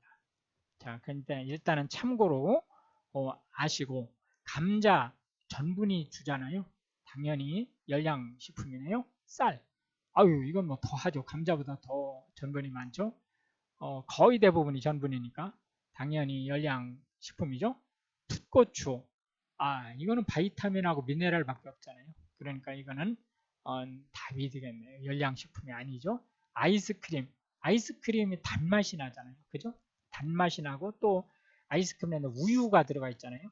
그러니까 단맛은 탄수화물이죠. 모든 단맛은 탄수화물이에요. 그리고 그 우유가 들어가 있으니까 단백질하고 지질이 들어가 있는 거죠. 당연히 열량식품입니다. 대표적인 열량식품 중에 하나예요. 아이스크림이. 33번 보시겠습니다. 달걀의 기능을 이용한 음식의 연결이 잘못된 걸 물어봤네요. 달걀찜이 응고제냐? 맞죠. 그 물기가 없어지잖아요. 고체화되는 거니까 응고제죠. 팽창제, 시폰 케이크가 팽창제냐? 당연히 맞는 말이죠. 그죠? 왜냐하면은 꼭 효모를 이스트를 넣은 것처럼 이렇게 부풀어 올라오니까 팽창제죠. 그 다음에 이제 맑은 장국, 그러니까 간섭제가 아니죠. 간섭제가 아니라 청징제예요. 청정제가 아니고 청징제. 이게 답이 3번이지 틀렸으니까. 예를 들자면 그 국을 끓였는데 또는 찌개는 어차피 뭐 좀 뭐그 어수선하니까 뭐 그렇다고 치는데 조금 맑은 국을 끓였어요. 그런데 그 기대했던 것보다 너무 지저분해. 그러면은 거기에 이제 계란을 풀어서 그 소금 성분도 빨아들이고 그 이제 국물 안에 이렇게 떠다니는 그런 이제 입자 같은 것을 이렇게 가라앉힐 수 있어요. 그걸 우리가 청징제 이렇게 얘기를 하는 거죠. 청징제로 쓸 수 있습니다. 간섭제가 아니고요. 그 다음에 이제 마요네즈에는 유화제를 당연히 유화제 쓴 거죠. 유화제가 뭐냐면 우리가 뭐라고 얘기하느냐 하면은 그 뭐 계면 활성제라는 말을 써요. 계면 활성제라고 하면 우리가 비누를 얘기하잖아요. 비누.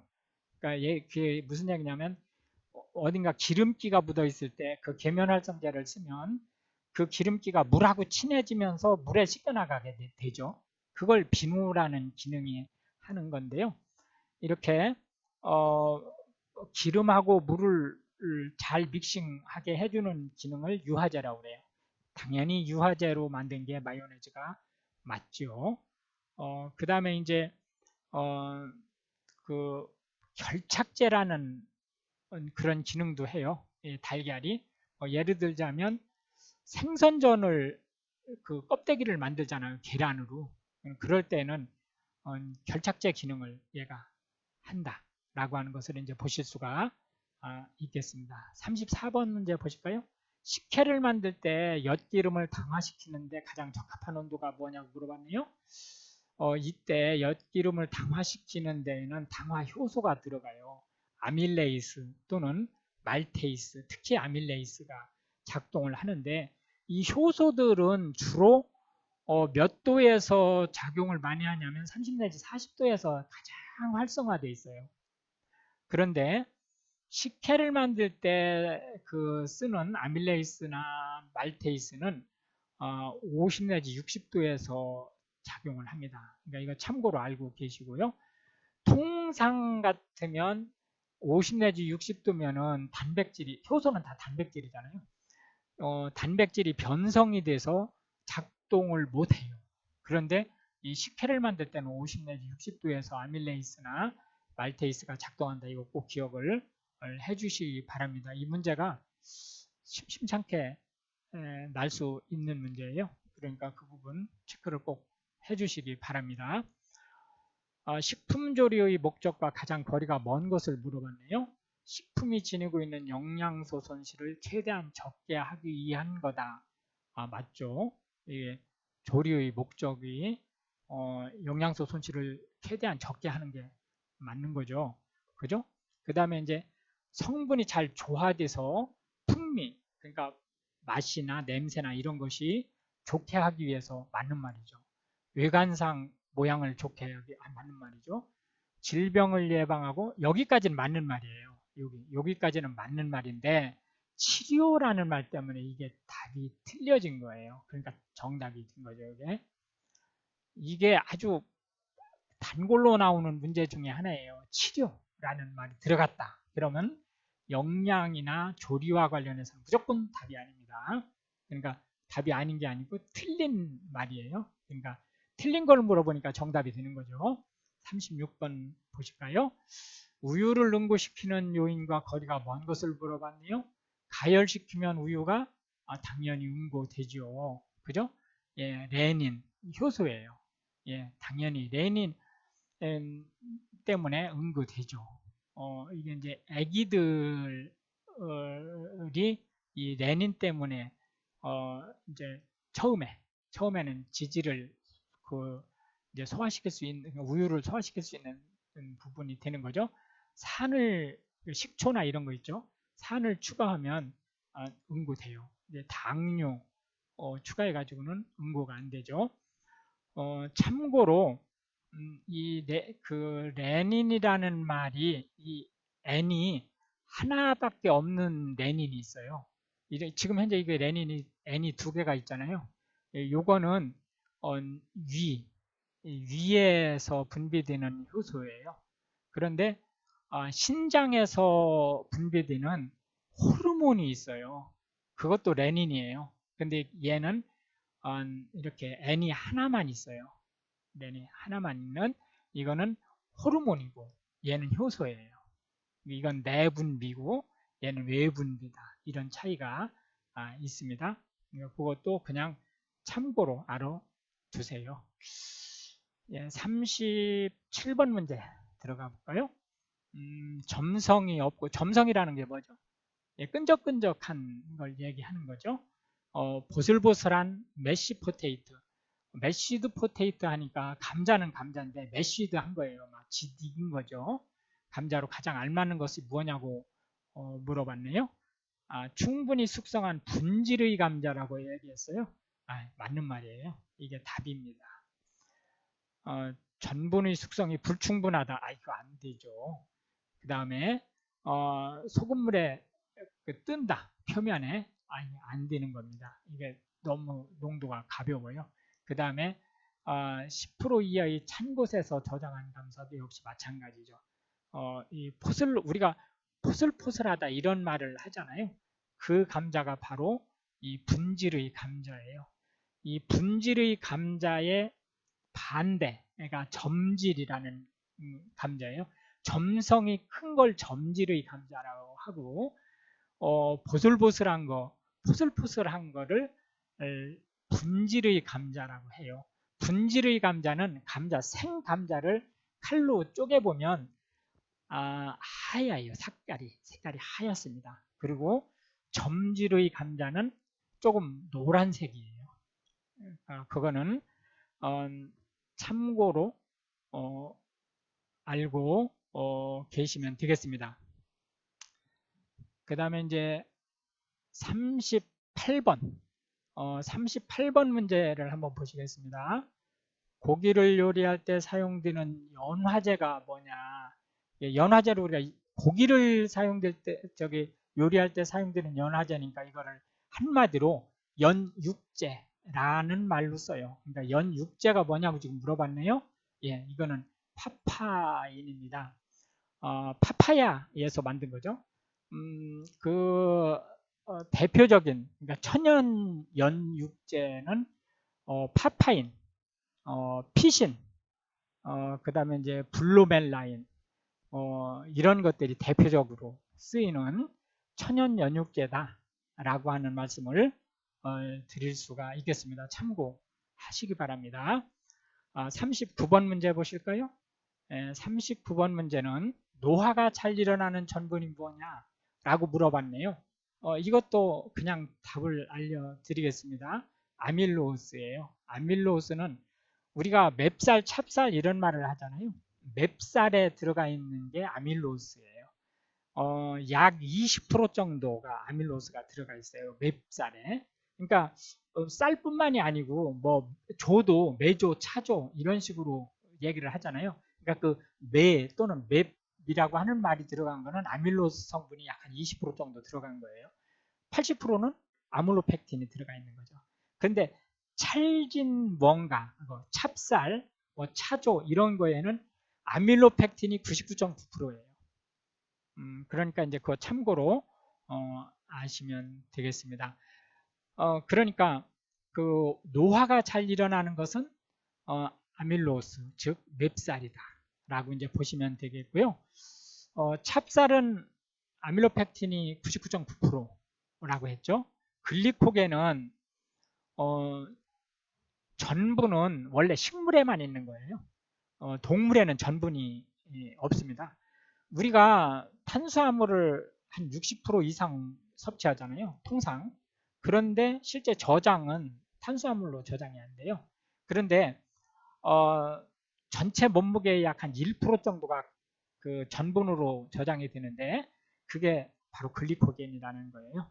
이 글리코겐은 전분으로 저장이 되지만 얘의 기능은 순간적으로 힘을 낼 때 쓰는 영양소예요. 이제 그거를 참고로 하시면 되겠고, 한천은 노화가 안 일어나죠. 한천은 젤을 만드는 건데요. 젤은 뭐 평소에도 보들보들 하잖아요. 쫀득쫀득하고. 그러니까 사실상 노화가 안 일어나는 거니까 40번 문제로 가보시겠습니다.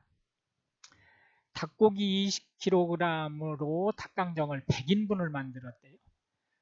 근데 매출액이 100만 원이라네요. 닭고기를 킬로그램당 12,000원에 구입을 했고 양념으로 총 비용이 8만 원이 들어갔대요. 이때 식재료의 원가가 얼마냐고 물어봤네요. 자, 여기서 100인분을 만들었다고 하는 것은 이건 이제 속이기 위해서 들어가 있는 거예요. 그러니까 이거는 지우세요. 이거 아무 쓸데리 없는 거예요. 100인분이든 몇 분이든 사실상은 이제 필요가 없는 거죠. 그런데 이제 그 총 매출액이 얼마예요? 몇 인분인지는 상관없이 어쨌든 100만 원이잖아요. 여기 총 매출액이 100만 원이에요. 이렇게 100만 원이 총 매출액이 되어 있고, 그 다음에 이제 원가를 계산을 해보죠. 20kg인데 단가가 12,000원이래요. 그러니까 24만 원이 되겠네요. 그죠? 20 곱하기 12,000원, 그러면 24만 원이 되잖아요. 여기다가 플러스 양념이 8만 원이 들어갔대요. 총. 그러니까 이게 총 8만 원이 되네요. 이렇게. 그러면은 32만 원이네요. 총 비용이. 그러면은 100만 원 중에서 비용이 32만 원이니까 100만 원과 32만 원을 비교하면 32%가 되겠네요. 그러니까 40번의 답은 3번이 된다. 40번 맞나요? 예, 가 되겠습니다. 해서 41번으로 가보시겠습니다. 원가 계산의 목적이 아닌 것을 물어봤네요. 가격 결정의 목적이 있다. 당연하죠. 원가를 알아야 판매 가격을 결정할 수 있죠. 원가 관리를 하려고 한다. 이게 좀 그 말 표현이 좀 그러네요. 하지만 어쨌든 말은 되는 거죠. 원가 관리를 해야 경영을 하는 거니까 예산 편성을 하려고 한대요. 당연한 거죠. 그죠? 예. 기말 재고량 측정은 원가 계산하고는 사실상은 뭐 전혀 관계 없는 건 아니에요. 전혀 관계 없는 건 아니지만 엄격한 의미로 관련 있는 건 아니죠. 그러니까 일단 41번의 답은 4번이 되겠습니다. 42번으로 가보실까요? 네, 42번에 밀가루로 빵을 만들 때 첨가하는 다음 물질 중에 글루텐 형성을 도와주는 것을 물어봤네요. 설탕은 안 도와주죠. 지방, 지질, 기름기 안 도와주죠. 예를 들어서 우리가 페스츄리 같은 거 얼마나 부드러워요. 글루텐 형성을 방해하죠. 케케이 기름을 넣는 거니까. 중조 역시 마찬가지로 방해하죠. 이제 달걀은 얘는 이제 글루텐 형성을 도와주는데요. 달걀이 글루텐 형성을 도와줄 때에는 가열을 했을 때에 그 단백질을 질기고 단단하게 하는 그런 성질을 가지고 있어요. 그러니까 가열하기 전 상태에서는 글루텐 형성은 1차 달걀이 도와줍니다. 그리고 소금, 우리가 이제 염화나트륨이라고 하는 이 소금도 역시 마찬가지로 글루텐 형성을 도와주는 거다라고 하는 것을 참고로 아시면 되겠습니다. 43번 보실까요? 조릿이 나타나는 현상과 그 원인 색소의 연결이 옳은 것이 뭐냐? 이거는 조금 복잡한 문제이기 때문에 설명을 좀 간단하게 그냥 넘어가겠습니다. 산성 성분이 많은 물로 지은 밥의 색은 누렇다라고 하는 것은 클로리필계가 아니에요. 클로리필계는 이거는 엽록소 관련된 거기 때문에 아무 상관없는 거죠. 그 다음에 식초를 가한 양배추의 색이 짙은 갈색이 되었다네요. 짙은 갈색이 되는 부분은 이게 이제 그 플라보노이드계 색깔 쪽하고 관련된 거는 아니에요. 플라보노이드계 색깔은 이제 그 안토잔틴이라든지 이제 이런 부분들이니까 그 양배추의 색깔하고 옅은 녹색이나 이런 부분하고는 관계없는 거다. 커피를 경수로 끓였을 때 표면에 갈색이 되는 것은 타닌 계통의 색상이다. 이게 일단은 답이 되겠습니다. 데친 시금치 나물이 누렇게 되었다. 이거는 얘가 바로 이제 클로로필계 쪽이에요. 안토시아닌계가 아니고, 그러니까 역시 마찬가지로 답이 될 수 없다라고 하는 걸 간단하게 보시고 44번으로 넘어가겠습니다. 다음 보기의 괄호 안에 알맞는 말이 무엇이냐? 두부를 새우젓국에 끓이면 물에 끓이는 것보다 더 답은 부드러워진답니다. 부드러워지는데 왜 부드러워지느냐? 그거는 이제 두부는 그 칼슘과, 그러니까 이제 이온화된 칼슘, 물 속에 이온화된 칼슘과 만나면 딱딱해져요. 그런데 그 소듐, 그러니까 나트륨이 이 칼슘과 두부가 결합하는 것을 방해해요. 그러니까 부드러워지죠. 새우젓국에는 소듐이 잔뜩 들어있잖아요. 예, 그래서 이제 참고로 그건 아시면 되겠고, 순두부라는 게 있어요. 두부를 이제 응고가 된 뒤에, 그러니까 두유가 응고가 된 뒤에 압착해서 수분을 빼내지 않으면 순두부죠. 압착해서 수분을 빼내면 두부가 되는 거고, 그 순두부에다가 새우젓을 넣으면 두부가 잘 뭉치게 해요. 그러니까 언뜻 생각하면 반대 기능을 하는 것처럼 보이죠. 왜냐하면 잘 뭉친다는 얘기는 단단해진다는 뜻이잖아요. 그런데 이제 이 수분을 뺀 두부에서는 얘가 부드러움을 주게 하고, 순두부에서는 잘 뭉치게 하는 성능을 이 소듐, 즉 소금이 가지고 있다라고 하는 것, 나트륨이 가지고 있다라고 하는 것을 참고하시면 되겠습니다. 45번 가볼까요? 육류 조리 과정 중에 색소의 변화 단계가 바르게 연결된 것을 물어봤네요. 이것은 이제 정답을 알려드리면 3번이에요. 이게 미오글로빈이 옥시미오글로빈으로 변하는 게 맞아요. 얘가 옥시는 산소가 붙었다는 뜻이에요. 미오글로빈에 산소가 붙어서 미오글로빈으로 갔다는 거예요.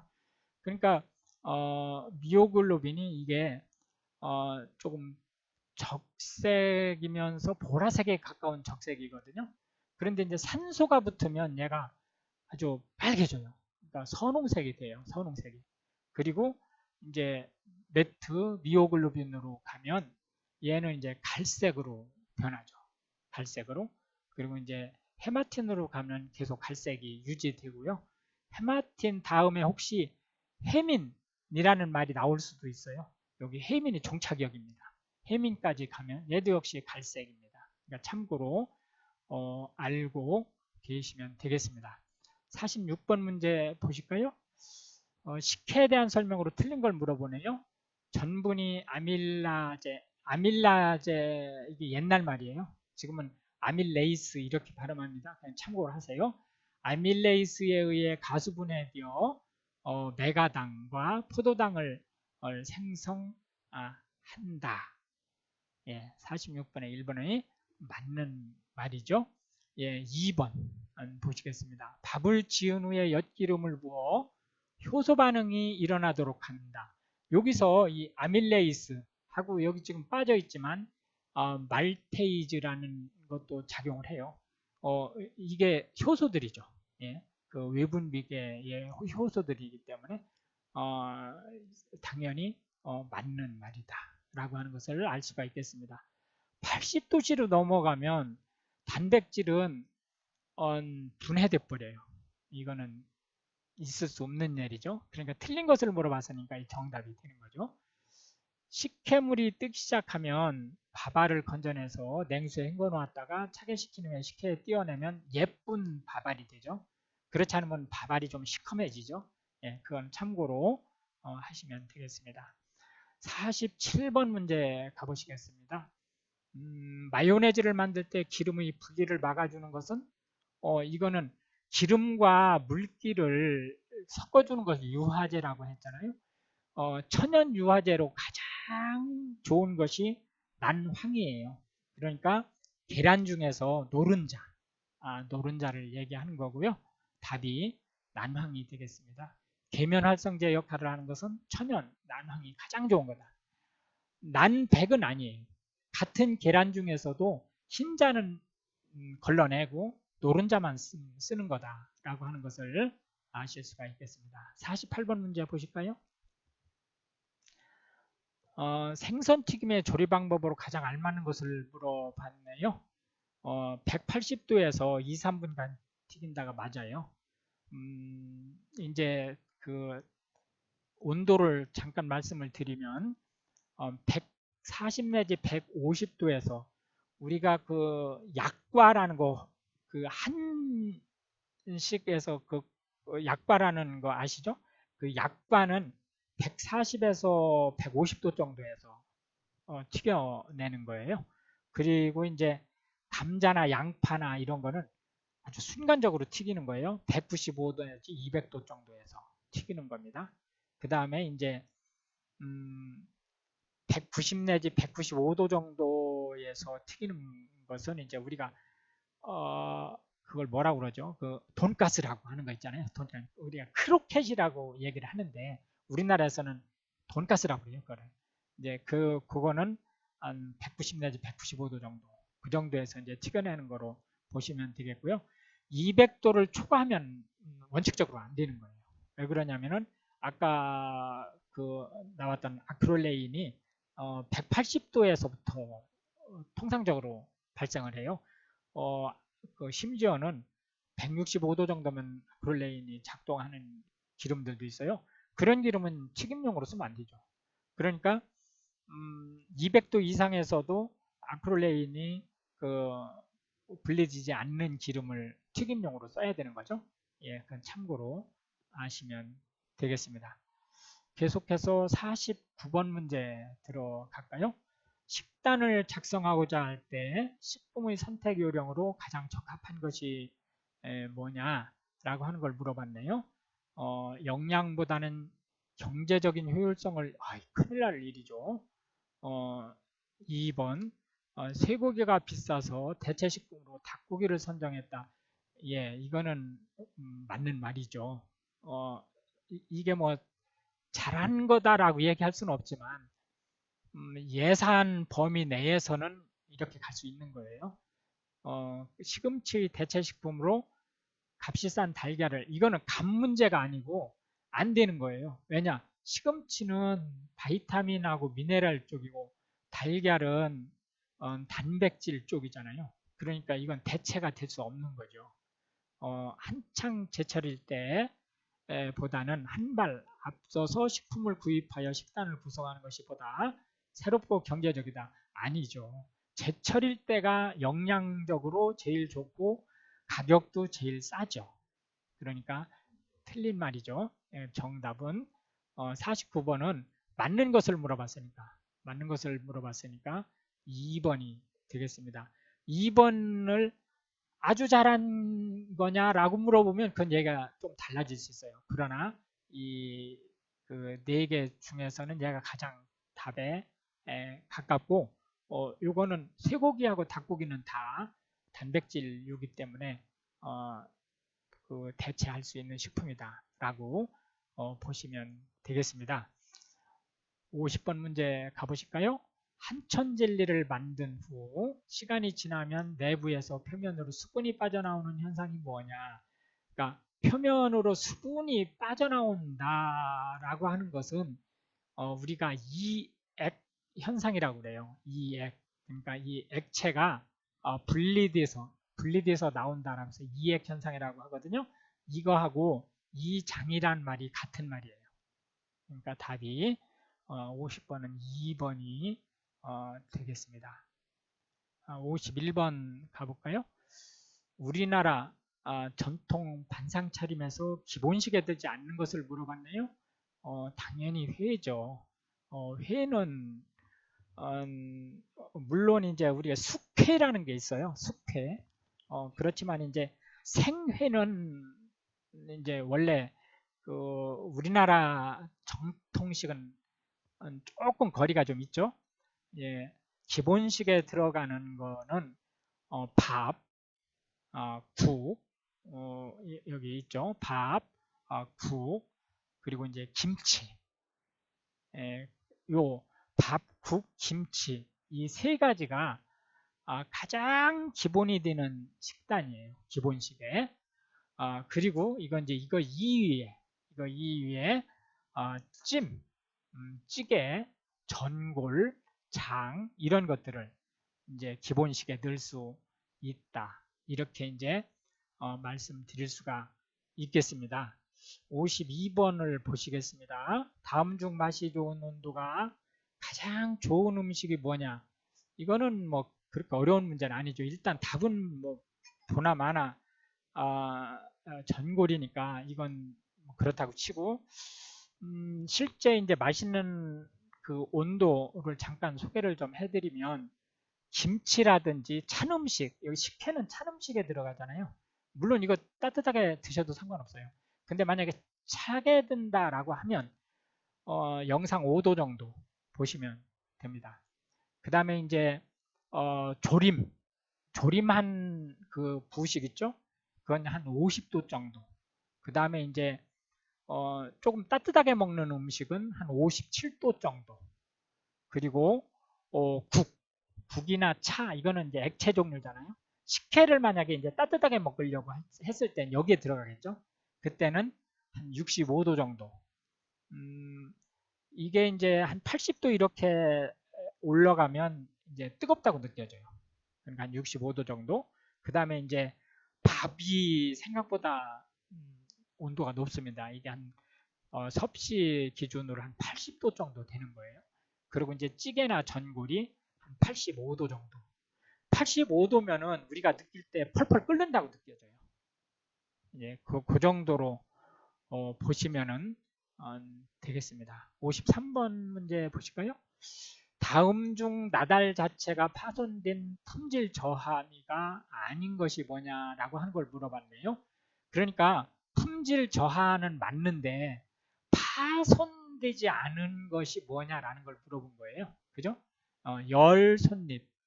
당연히 그 파손된 거죠. 예, 피해립. 이거는 조금 애매모호하긴 해요. 조금 애매모호하긴 한데 실제는 파손된 거로 보셔야 돼요. 왜 그러냐면은 쭉정이라든지 이런 것들이 이게 피해립에 들어가는 거거든요. 그러니까 이제 그 작물이 육성되는 중에 지금 나달에 문제가 생긴 걸 피해립이라고 하는 거니까요. 이종 공립은 섞인 거예요. 어떻게 하다 보니까 섞인 거야. 예를 들어서 벼에 뭐 피가 섞였다든지 또는 뭐그 뭐가 섞일 수 있을까요? 뭐 어쨌든지 간에 조금 다른 뭔가가 이렇게 섞인 거예요. 뭐 그런 경우가 이제 이종이니까 이거는 파손된 건 아니죠. 품질 저하는 맞는데 그 다음에 분상질은 우리가 쌀액이라고 하는 거예요. 이게 이제 뭐 가루 형태로 이게 바스라진 거예요. 그러니까 답은 3번이 되겠습니다. 계속해서 54번 문제를 한번 보시겠습니다. 다음 중 가장 잘못된 설명이 뭐냐고 물어봤네요. 반물의 기준이 쌀 중량으로 2.5배, 부피 기준으로 1.5배라고 했네요. 틀린 말이에요. 예, 틀린 말이죠. 쌀의 중량으로는 1.5배예요. 예, 2.5배가 아니고 부피 기준으로는 1.5배가 아니고 1.2배 기준입니다. 쌀 전분이 완전히 호화되려면 20분 정도 끓여야 된다. 맞죠? 예, 물론 이게 이제 몇 인분이냐에 따라서 조금 달라질 수 있습니다. 그거는 참고하시고 보통 이렇게 문제가 날 때는 2인분 정도 되는 거로 문제가 나는 거니까요. 이제 보시면 되겠습니다. 소금을 0.03% 정도 넣으면 밥맛이 좋아진대요. 예, 좋아지는 게 맞습니다. 그 다음에 쌀을 미리 불리면 가열 시 열 전도율이 늘어나죠. 예, 그래서 약 한 20분에서 한 2시간 정도 이렇게 불려서 밥을 하시는 게 더 좋다라고 말씀을 드릴 수가 있겠습니다. 55번 문제 들어가 볼까요? 다음 중 가공쌀이 아닌 것을 물어봤네요. 가공쌀, 강화미, 이거는 영양소를 추가한 쌀이에요. 예를 들자면은 뭐 키토산 쌀 뭐 이런 거 있잖아요. 팽화미는 이게 미리 밥을 지어가지고 완전히 그 호화시켜 놓은 거예요. 이제 그러기 때문에 그러니까 압력과 이건 이제 우리가 얘기하는 밥을 한 것처럼 한 건 아니고 압력과 열을 가해서 이제 부풀려 놓은 쌀이기 때문에 이제 밥을 해서 먹기가 아주 편하게 해 놓은 거고요. 알파미는 이거는 글자 그대로 이제 물만 부으면 되는 쌀이에요. 완전히 밥을 하는 다음에 급속 감압을 시키고 이제 5도 이하로 그 온도를 떨어뜨려 가지고 보관을 하는 거기 때문에 물만 부으면 바로 그냥 밥이 됩니다. 떡도 그런 게 있어요. 떡도 뭐 인절미 같은 거 그냥 물만 부으면 인절미가 되는 그런 것들을 우리가 다 알파미 종류로 보시면 되겠습니다. 당연히 다 기능성이죠. 경기미는 이건 기능성이 아니죠. 우리가 이제 뭐 이천, 여주 이런 데처럼 경기도 지역에서 나는 쌀을 전국서 제일 맛있다고 해가지고 경기미라는 말을 쓰는 거니까요. 그게 뭐 진짜 맛있는지 이와하고 관계없이 어쨌든 그런 용어를 쓰고 있으니까 그건 참고로 하시면 되겠습니다. 뭐 56번 문제 가보실까요? 생선조리 방법으로 잘못된 것을 물어봤네요. 생선조림은 양념장을 먼저 끓이는 게 맞죠. 생선을 먼저 넣으면 이제 부스러질 수가 있어요. 그렇기 때문에 이제 생선 조림은 양념장을 먼저 끓이는 게 맞습니다. 찌개도 마찬가지죠. 그 다음에 이제 생선 표면을 칼로 긁어내면서 물로 씻으면 어치가 당연히 감소되죠. 왜냐하면 아까 나왔던 TMA, 트라이메타라민이 수용성이에요. 그렇기 때문에 물에 들어가면 녹아버립니다. 생선탕 역시 마찬가지로 국물을 먼저 끓여야죠. 그래야 그 생선이 부스러지지 않고 온전하게 모양 유지를 할 수 있다. 생강은 아니에요. 생강은 맨 나중에 넣는 겁니다. 그래서 답은 4번이 되겠습니다. 57번 문제 계속 가보시겠습니다. 국물 맛을 좋게 하는 조개류의 성분은 이거는 호박산이에요. 호박산이고요. 구연산은 감귤이나 레몬이나 이런 데 들어가 있는 게 구연산이에요. 젖산은 김치 이거 발효됐을 때 그리고 요구르트 이런 데 들어가 있는 게 젖산이고요. 사과산은 사과라든지 뭐 복숭아라든지 이런 데 들어가 있는 성분이 사과산이다. 이렇게 이제 말씀을 드릴 수가 있겠습니다. 58번 문제 보실까요? 부드러운 두부조리 방법으로 적합하지 않은 것은 무엇이냐라고 물어봤네요. 약간의 소금을 첨가한다. 맞는 말이죠. 소듐, 즉 나트륨이 유리, 칼슘이 두부하고 결착하는 것을 방해해요. 그렇기 때문에 두부를 부드럽게 하죠. 칼슘을 첨가한다. 난리 나죠. 이 칼슘 때문에 두부가 딱딱해지는 거거든요. 그러니까 이거 2번이 일단은 틀린 답이에요. 식염수에 살짝 담가두는 거. 요거는 이제 그 소듐, 그러니까 그 소금이 그 물에 들어가면 무조건 소듐하고 염소로 분리되죠. 그러면 이제 칼슘이 두부하고 결착되는 것을 방해하니까요. 된장보다는 두부를 나중에 넣으라겠어요. 이게 이제 된장이 소금기가 있는데 왜 나중에 넣으라겠을까? 그거는 이 된장 국물이 우러나게 하기 위해서는 물을 좀 끓여야 되거든요. 그 국물을. 그런데 두부를 넣고선 오래 끓이면 두부가 딱딱해져요. 그렇기 때문에 이제 된장을 먼저 넣고 국물을 우러나게 한 다음에 맨 나중에 두부를 넣어서 두부가 끓이는 끓는 시간을 좀 줄임으로써 좀 부드러운 두부가 되게 그렇게 하면 되겠습니다. 59번 문제 가보시겠습니다. 현미가 뭐냐? 예, 현미는 왕겨만 벗겨낸 거예요. 왕겨만. 벼가 이렇게 있을 때 이 맨 바깥에 있는 껄끌껄끌한 껍데기를 왕겨라고 해요. 이 왕겨를 딱 벗겨내면 이렇게 현미가 돼요.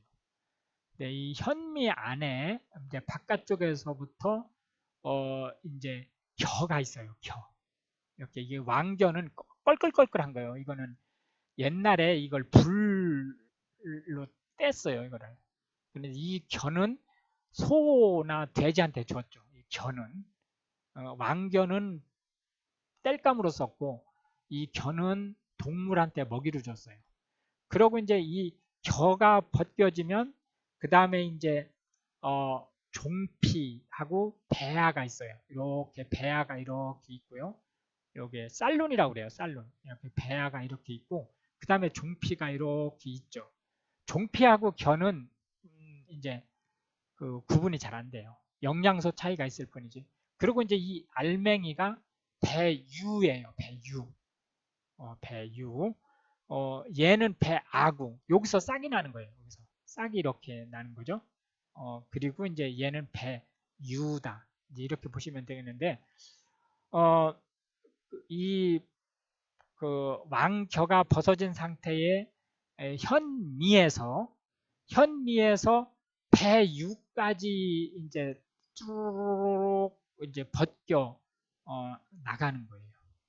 벗겨 나가는데 이제 통상적으로 한 28% 정도가 벗겨 나가고 72% 정도가 배유로 남는 거죠. 이제 그러면서 그 현미에서부터 이 배유만 남는 데까지를 10단계로 이렇게 나누어서 분도라는 말을 써요. 한 반쯤 벗겨내면 5분도, 싹 다 벗겨내고 배유만 남기면 10분도, 10분도를 우리가 백미라고 얘기를 하는 거예요. 그렇게 보시면 되겠습니다. 그러니까 이 겨층까지는 사람이 안 먹어요. 여기까지는 사람이 안 먹고 이제 겨층을 벗겨낸 뒤 그 종피하고 배아는 사람이 먹는 게 제일 좋은 거죠. 그러나 이제 굳이 영양을 생각해서 현미로 먹겠다. 그럼 겨까지 우리가 먹는 거죠. 겨까지. 그러나 통상적으로 이제 겨는 이제 동물한테 주고 이제 종피부터 먹는 게 통상 우리나라 쌀 섭취 방법이다. 그렇게 보시면 되겠습니다. 현미는 겨층까지 막 먹는 거예요. 왕겨만 벗겨낸 거니까요. 그 다음에 이제 맨 마지막 문제입니다. 60번 문제로 들어가겠습니다. 볶음조리로 적당치 않은 조리법을 물어봤네요. 재료가 접촉하는 면이 작은 기구를 사용한다. 아니, 잘못된 거죠. 예, 접촉면이 넓어야 되죠. 기구를 달군 후에 그 뒤에 기름을 투입해서 고온에서 단시간 조리하는 게 통상적인 볶음 조리는 맞는 거예요. 이 볶음 조리할 때는 완전히 익히는 것보다는 푹 익히는 수준이에요. 색깔이 강한 채소는 중불에서 볶으면서 소금 간을 한다. 맞는 말이죠. 이제 이걸 강불에서 채소를 하면 영양소가 파괴될 수 있습니다. 그 다음에 이제 이 기름 때문에 지용성 비타민을 함유한 채소가 좋죠. 예를 들어서 당근이라든지 이런 거는 이 기름기가 있어야 소화가 잘 되거든요. 그러니까 당연히 맞는 말이죠. 틀린 것은 정답이 1번이 되겠습니다. 이렇게 해서 이제 오늘 60문제까지 모두 풀어봤는데요. 합격 꼭 하시기 바라겠고요.